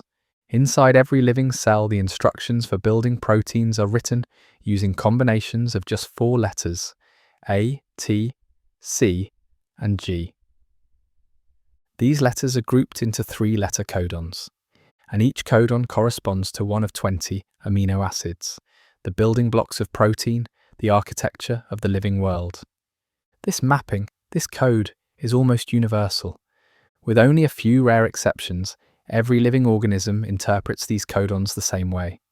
UUU means phenylalanine, AUG means methionine, GCU means alanine, a language with no dialect, no regional variation, no accent to betray its age. This is the universal genetic code, a frozen relic from the earliest chapters of life, so effective, so deeply integrated, that it has endured for billions of years, without the need for change. Why? Because the cost of change is too high. If the codon assignments were altered, every protein in the organism would collapse, the blueprint would no longer match the tools, the language would break, life would stutter and stop. And so, evolution has conserved it, across eons, across ice ages and extinctions, across all the strangeness that life has become. It is one of the greatest unifying facts in science, that you and a mushroom, you and a blue whale, you and a blade of grass, are all speaking the same molecular tongue. Different conversations, same language. This is not poetic metaphor. This is literal truth. You can take a gene from a jellyfish and insert it into a mouse, and the mouse will read it, understand it, build proteins from it. We know this because we have done it. Modern genetic engineering is only possible because of the universality of this code. We can splice, edit, borrow, and transplant, and the cell responds, because the rules never changed. And that is extraordinary. In a world fractured by difference, here lies a common root, a thread unbroken since the dawn of life. It does not matter how different we look, how different we move, or breathe, or dream. At the molecular level, we are kin. Each creature is a variation on the same core melody, a song remixed again and again without changing the scale. So tonight, as you drift into sleep, know this: the same grammar that builds your heart beats also in the wings of birds, in the roots of trees, in the invisible lives blooming on your skin. You are not alone in your biology. You are part of a choir so vast and ancient that its beginning is buried in time, and still it sings. At first glance, the genetic code seems simple: 4 letters, 3-letter codons, 20 amino acids. But beneath that simplicity hides a subtle elegance, a design not of symmetry, but of redundancy, a safety net woven into the rules of translation, because many amino acids are spelled more than one way. Leucine, for instance, can be encoded by 6 different codons. So can serine and arginine. This phenomenon is called degeneracy, a technical term that means multiple codons map to the same outcome. It is not a flaw, it is resilience, a language of synonyms where different spellings yield the same meaning. Imagine if, in English, you could write colour or colour and the message stayed intact, or centre and centre, a difference in form but not in function. That is what life does every moment. And in this system, mutations are softened. A change in the third letter of a codon often leaves the protein unchanged. A wobble, a grace. This is called the wobble position, a flexible third base that tolerates variation without penalty. It is evolution's buffer, a built-in cushion that lets change occur without catastrophe. And yet, not all synonyms are equal. Some codons are used more often than others, a phenomenon called codon bias. Each organism, each tissue, each context has preferences. This affects speed, efficiency, and even the folding of proteins. Because the ribosome does not just build, it builds with tempo, with rhythm, and the pauses between codons can shape the final form of the protein. A faster translation here, a slower one there, the difference between a perfect fold and a misstep. So even among synonyms, the choice of word matters. This is nuance, this is tone, the same amino acid, but whispered instead of shouted. This subtlety matters deeply when humans intervene. In synthetic biology, when we design genes, we do not just write the correct codons. We choose the preferred ones, optimized for the host organism, for efficiency, for fidelity. We are learning to write with the dialect of the cell. And it reminds us that even the most ancient languages have inflection. The genetic code is not just a lookup table. It is a living tradition, a grammar shaped by time, by use, and by adaptation. And yet, for all this richness, the letters never change. Still only 4. Still A, T, C, and G. Still the same alphabet used by the first living things that rose from the tide pools of early Earth.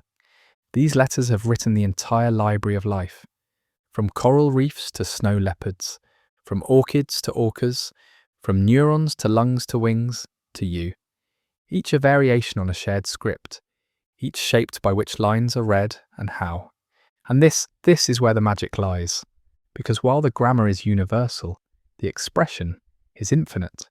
Just as every violin plays the same notes, but every player gives them life in a different voice. You are built from the same notes as a lion, a lizard, a lemur, and a lungfish. But the melody you carry is your own. The song of your genome is singular, not because the code is different, but because the reading is. The accents, the emphases, the tempo, the rests, a universal grammar, an individual story, and the ribosomes keep reading as you rest. One codon at a time, one note in the great unfolding. Beneath all difference, a kinship endures, a silent recognition not of language or culture or shape, but of code. The same base pairs that fold your proteins bind the wings of butterflies, the roots of trees, and the fins of whales. This is not poetry, this is biology, a literal molecular kinship binding all living things in one long continuous thread. You share 98.8% of your genome with a chimpanzee.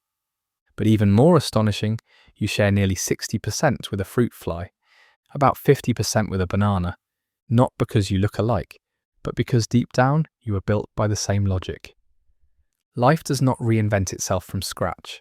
It modifies, it edits, it reuses what worked before. This is the beauty of conservation. Genes preserved over time, unchanged across millions of years, because their functions are essential.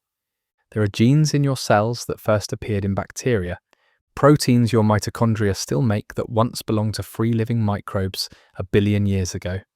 And when we study model organisms, mice, flies, worms, and yeast, we do so because they are mirrors. Their genes, their circuits, their machinery echo our own. When a fruit fly grows legs where its antennae should be, we learn something about our own development. When a worm loses its ability to repair DNA, we glimpse the mechanisms of aging. Because in the end, life is a remix, and we are all variations on the same ancestral theme. This is the gift and the humility of molecular biology. To recognize that the difference between you and anything else that breathes is not in the alphabet, but in the arrangement. And the arrangement is beautiful, not because it makes us special, but because it makes us related. Every living thing is your cousin, not metaphorically, but genetically, bound by base pairs, by replication, by the spiral staircase of inheritance winding backward through time. And when we alter the genome, when we cut and splice and edit, we are not inventing, We are borrowing, recombining ancient code with new intention. But even as we step into this role, as authors of life's next verse, we remain part of the same tradition. A lineage of readers, of interpreters, of molecules translating shape from sequence, and in that shared translation, there is peace. So tonight, as your body rests, as your cells continue their silent reading, remember this. You are not an island. You are a branch on the great tree of life. You are not separate. You are stitched into the same fabric as coral, as moss, as sparrows, as stars. Because once, long ago, the same spark of self-replication ignited in them, and in you. And from that spark the universe began to read itself. Not in light, not in gravity, but in code. And the dream continues. For billions of years, life has been reading. It copied, mutated and shuffled, but it never truly wrote. It did not choose the message, it simply passed it on. But now, something has changed. For the first time in the history of Earth, a species has learned not just to read the dreaming code, but to rewrite it. You, the human mind guided by curiosity and memory, has unlocked the sequence of life. One base at a time, one gene at a time, until the genome itself became visible, mappable, editable, and comprehensible. And with that comprehension came power. In 1953, we discovered the structure. In 2003, we sequenced the full human genome. And now we begin to write, not blindly, not always wisely, but with intent. This is the dawn of synthetic biology, the art of programming life using the language of molecules. At its heart is a simple idea. DNA is a digital code, a sequence of discrete units, A, T, C, and G, that can be rearranged like letters in a sentence, like ones and zeros in a machine. If we can read it, we can copy it. If we can copy it, we can modify it. And if we can modify it, we can create. Already we do. We engineer bacteria to produce insulin, to break down plastics, to detect toxins, to glow in the dark. We edit crops to resist drought, to feed more mouths, to grow in salt and sand. We design viruses that deliver medicine, correct mutations, and target only the sick cells, sparing the healthy ones. And the tool that makes this possible is precise, astonishingly elegant, and deceptively simple. It is called CRISPR. Derived from an ancient bacterial immune system, CRISPR allows scientists to cut DNA at exactly the point they choose, and either remove, insert, or replace specific sequences. It is not random, it is not brute force, it is editing, with a scalpel made of light. We can now silence a faulty gene, replace a broken one, add a new function, or take one away. And the implications are profound. We are curing diseases that were once lifelong sentences. We are envisioning crops that capture more carbon. We are dreaming of life forms never before seen on Earth, and some have gone further still. In 2010, scientists created the first synthetic genome, a living bacterium whose DNA had been written entirely by humans, assembled in a computer, stitched together in the lab, and brought to life in a waiting cell. It was a cell that carried no inherited DNA, only a designed one, a new genesis. And this was only the beginning. Now researchers are building custom genomes, stripping organisms down to their essential functions, designing minimal life forms that can do exactly what we ask of them. Factories of carbon capture, bioreactors for clean energy, sensors that detect cancer before we even feel it. Life as programmable matter. And yet, with this power comes a question. What does it mean to write in the language of life? What stories will we tell? And who gets to hold the pen? The dreaming code, once a mystery, now lies in our hands. Its letters are no longer silent. They wait for our instruction. But are we ready to become authors? To edit life is to cross a threshold. No longer just observers of nature, we become participants in its rewriting. The line between what is and what could be begins to blur. And as that line dissolves, a deeper question stirs. Should we? The power to change DNA, to silence, enhance, or replace the instructions of life, is not just technical, it is ethical, it is existential. Because with each edit, we reach into something sacred, the continuity of inheritance, the slow unfolding of evolution, the quiet ancient rhythms of biology. This is not science fiction, it is already here. We can now alter embryos, choose which genes are passed on, silence those linked to disease, even potentially shape traits yet untouched by medicine.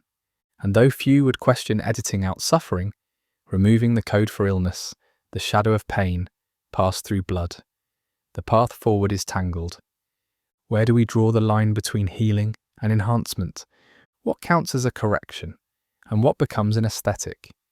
If we begin to choose eye colour, intelligence, height, resilience, emotion, do we risk losing the unpredictable beauty of natural variation?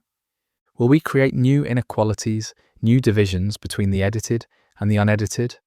And more deeply, what does it mean to choose on behalf of someone not yet born? When we alter a gene in an embryo, we do not just affect that child, we affect their children. And their children's children. We edit a future without their consent. And so, scientists have approached this frontier with caution. Gene therapy for existing individuals is now becoming common, used to treat cancer, blindness, and anemia. But germline editing, changes passed through generations, is still largely forbidden. For now, but not everywhere. In 2018, a scientist announced the birth of the world's first gene-edited babies, twin girls whose DNA had been altered to resist HIV. The announcement sent shockwaves through the global scientific community, not because the science was impossible, but because the ethics were ignored. The edits were rushed, the consent was unclear, the long-term effects were unknown. The children were real, but the precedent was chilling. And so we pause and we debate, we wonder. What kind of future are we building? A future where disease is optional, where aging slows, where bodies become canvases for design, or a future where the natural is no longer enough, where the edited are privileged, where diversity narrows into symmetry and control. The dreaming code was never meant to be perfect. Its power lies in its imperfections, in mutation, in variance, in the poetry of unpredictability. As we learn to write it, we must remember what it means to listen, to treat the genome not as clay to shape, but as a story to be continued with care. Because this is not just about molecules, it is about meaning. To change the code is to change the future, and the future is not just ours. It belongs to what comes next, to the unborn, to the biosphere, to the story of life itself. So tonight, as your cells continue their quiet reading, know that a new kind of reading has begun, one shaped by will, by questions, by responsibility. And the pen, though now in our hand, must be held with humility. It began with wonder, a spiral molecule, barely visible, holding the instructions for a human being. We learn to read it, slowly, reverently, like deciphering an ancient script. Then we learn to copy it, to map it, to rearrange it. And now, we stand at the edge of creation itself. We are no longer passive recipients of biology. We are the authors, the editors, the architects of what comes next. But what does it mean to become the author of life? It means designing genomes for organisms that have never existed, creating bacteria that eat oil spills, or emit light, or terraform barren soil. It means crafting enzymes more efficient than evolution ever needed, proteins that never existed in nature's long experiment, but now live in labs, solving problems at the speed of design. It means constructing biological circuits, cells that compute, remember, and make decisions. Life that thinks in molecules. And beyond that horizon, it means building entire organisms from scratch, not modifying, but creating. We are beginning to assemble minimal genomes, stripped-down blueprints containing only what is essential. No evolutionary baggage, no accident, just precision. From there we imagine upward, more complex forms, custom species, life tailored to purpose. A yeast that brews medicine, a coral that grows in acidified seas, a tree that glows when thirsty, a virus that kills only cancer. This is no longer hypothetical. Each year the technology improves. DNA synthesis becomes faster, cheaper, more exact. We can now write genes like we write software, only instead of pixels, we produce cells. And instead of machines, we awaken life. But in this awe-inspiring power lies an ancient responsibility. Because to become an author is to wield intention. It is to ask not just what can we do, but why. What values guide our edits? What vision shapes the code? Do we design for resilience or for profit? For ecosystems or for control? And when the organisms we create begin to evolve, as they inevitably will, what boundaries will remain? Will they still be ours, or will they become new chapters in the story of life on Earth? Already we see nature responding. Edited genes flow into wild populations. Modified bacteria swap DNA with their cousins in the soil. The boundaries blur, and in that blur, a new kind of evolution begins. Not slow and not blind, but directed, and yet still filled with surprise. Because no matter how carefully we write, life finds its own voice. The dreaming code still dreams. And perhaps that is the greatest truth of all. Even as we become authors, we remain part of the story. We are not outside life, writing it from above. We are within it, made of it, shaped by the very code we now shape in turn. And so the pen must be held not with arrogance, but with reverence, with eyes open to complexity, with ears attuned to the whispering of systems too vast for control. Because life is not a machine, it is a conversation. And now we have entered the dialogue, not as listeners, not just as readers, but as co-authors of what life becomes. So tonight, as your genome lies folded in rest, as your cells whisper their instructions beneath your skin, know this: you are not merely written, you're writing. The dreaming code lives on. And now, some of it dreams with you. Life, for all its elegance, is not perfect. The code that builds you, so vast, so ancient, so precise, is also full of errors, tiny slips, molecular typos. And yet, you're still here. This is the paradox of biology, a system so fragile, so intricate, and yet astonishingly robust. Each time a cell divides, it must copy its entire genome. Billions of base pairs faithfully transcribed, like a monk illuminating a manuscript without light and without pause. And remarkably, it gets it right. Most of the time, but not always. Sometimes a base is misread. An A becomes a G. A C is left out. A stretch of code is duplicated, deleted, or reversed. These are mutations, changes in the sequence of DNA. Most are harmless, some are beneficial, a few are catastrophic. It depends where the error falls. If it lands in a stretch of silent code, nothing changes. If it hits a vital gene, a single substitution can stop a heart before it starts. One misplaced letter in the gene for hemoglobin can cause sickle cell disease. A deletion in a gene regulating cell division can lead to cancer. And yet, sickle cell, for all its pain, also grants protection against malaria. A cruel bargain written in blood. Because mutations are not simply accidents, they're evolution's raw material. Without mutation, life would stagnate. There would be no wings, no colour, no immunity. Every eye, every feather, every enzyme is the product of 1,000 fortunate mistakes. But for the individual, they can mean illness, disorder, loss. And the more complex the organism, the more ways there are for things to go wrong. A single human has over 20,000 genes. Each gene thousands of base pairs long. Each base is vulnerable to time, to radiation, to chemical exposure, to the wear and tear of living. Even without outside influence, your cells accumulate somatic mutations as you age. Most go unnoticed, but in the wrong cell, at the wrong time, a mutation can trigger unending growth, a tumour. This is cancer, cells gone rogue, not because they are foreign, but because their code has shifted. Not an invasion, a betrayal from within. And yet not all mutations come from the body.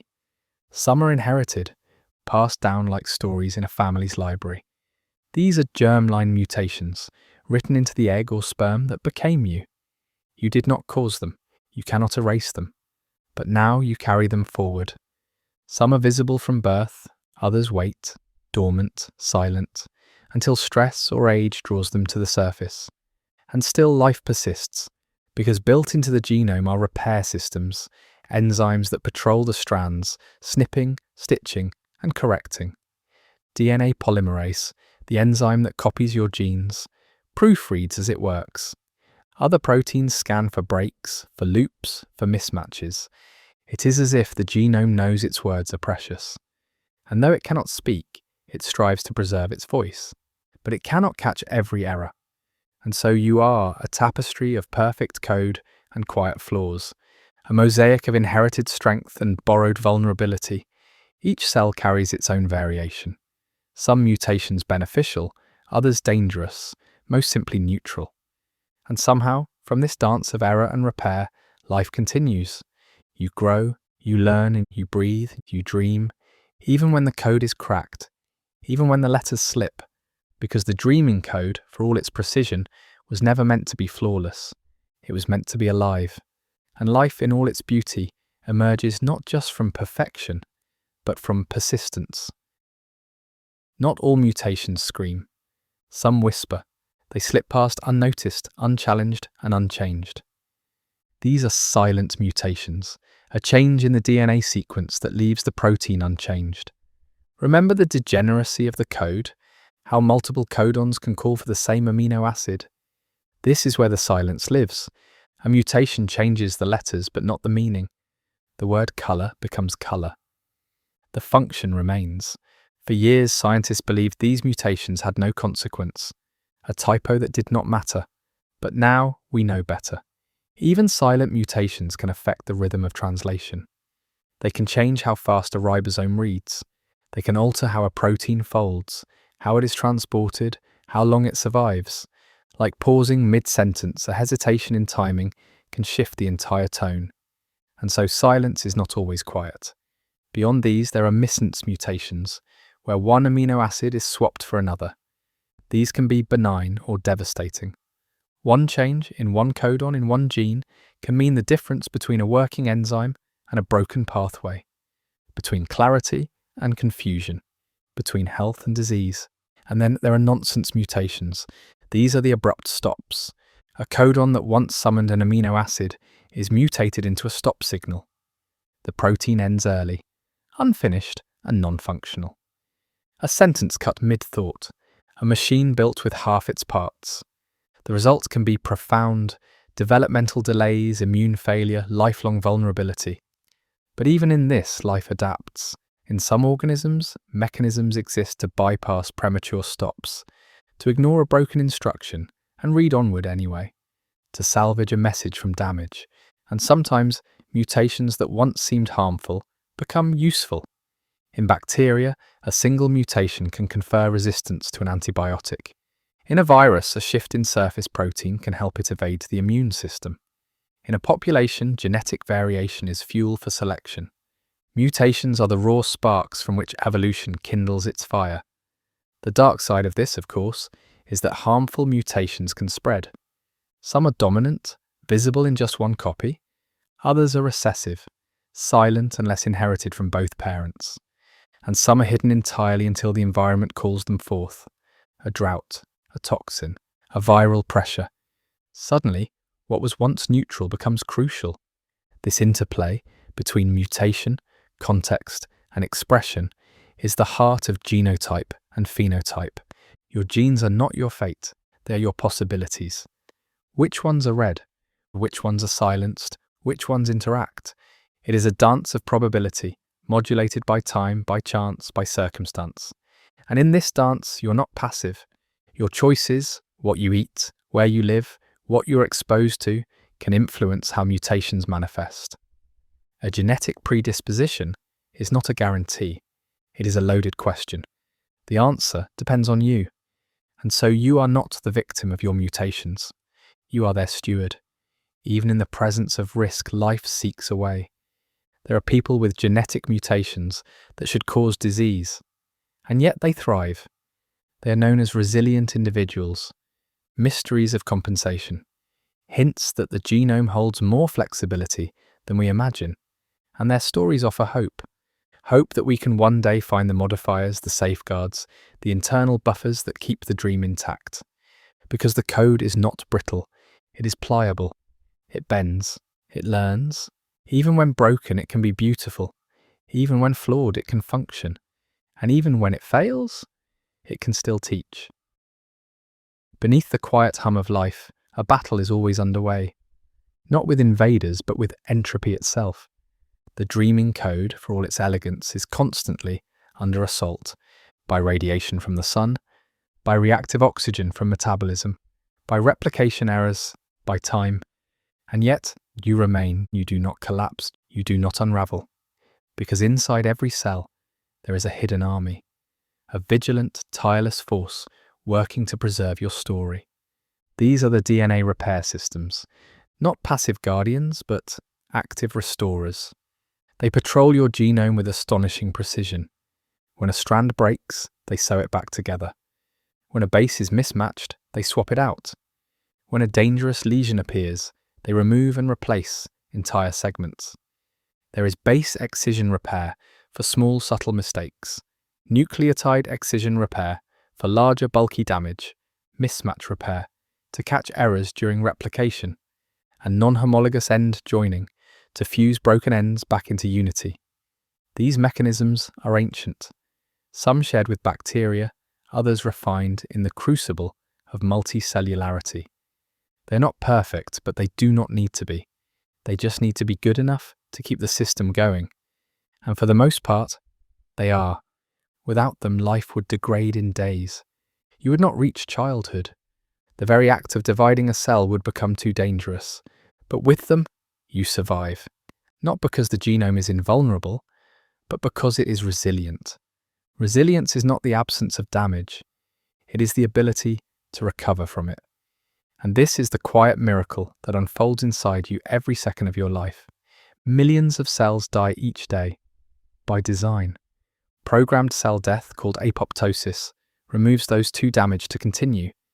This too is part of the repair, a sacrifice to protect the whole. And when damage is too widespread, when mutation builds up faster than repair, disease can emerge. But even then, the body responds. It mobilizes the immune system. It shifts gene expression. It adapts. This is why most cancers take years to form. Why many never form at all. Because your cells are not passive. They're constantly negotiating between repair and risk, growth and restraint. And now, we have begun to help them. With targeted drugs that restore repair pathways, with gene therapy that replaces damaged instructions, with CRISPR that can snip out the broken lines and paste in clean ones. We are learning not just to read the broken code, but to rewrite it. And sometimes the damage holds a secret gift. Some individuals are born without certain DNA repair enzymes, and yet they exhibit unexpected traits: resistance to viruses, delayed aging, unusual cell behaviors. These exceptions teach us that biology has backup plans, that the genome can compensate in ways we do not fully understand. They remind us that what looks like failure might be adaptation in disguise, and that even a cracked mirror can still reflect light. So if you feel broken, remember this: you are made of systems that heal. You are composed of errors that survived. You are the product of countless mutations, most of which did not stop you. You are not the flaw. You are the resilience. And the code, though imperfect, still sings. It sings in every heartbeat, every memory, every scar. It sings through the stutter of broken genes, through the silence of those lost, through the harmony of what remains. And as you sleep, your cells go on repairing, snipping and stitching, choosing life again. And that is the quiet brilliance of the code that dreams. And so, our journey through the dreaming code comes to a gentle close. We have travelled from the warm, shallow seas of a newborn earth to the quiet, intricate library folded within each of your cells. We have walked the spiral staircase of the double helix, listened to the quiet hum of replication, witnessed the poetry of proteins folding into form. We have stood in awe of the errors that create, and the resilience that mends. And we have felt the unbroken thread of inheritance that connects you, here and now, to the very first spark of life. All of that history, all of that complexity, all of that quiet, ancient wisdom rests now within you. The code does not need your attention to do its work. It was dreaming long before you were, and it will continue its silent, faithful work as you sleep. It will mend what is broken. It will copy what is needed. It will remember so that you can forget. So let your own story of the day fade now. Let the narrator of your mind grow quiet. The ancient dreaming code is the only story that matters tonight. And it is a story of rest, of repair, and of renewal. You are not a single moment. You are a river of messages. You are not a flawed machine. You are a resilient, living poem. And you are not alone. You are a cherished verse in the long story of life. Let that knowing be a comfort to you now. A soft blanket for your mind, a quiet anchor for your spirit. Let the body grow heavy. Let the mind drift wide. Let the ancient music of your cells carry you now, into the deep, into the silence, into sleep. Rest now.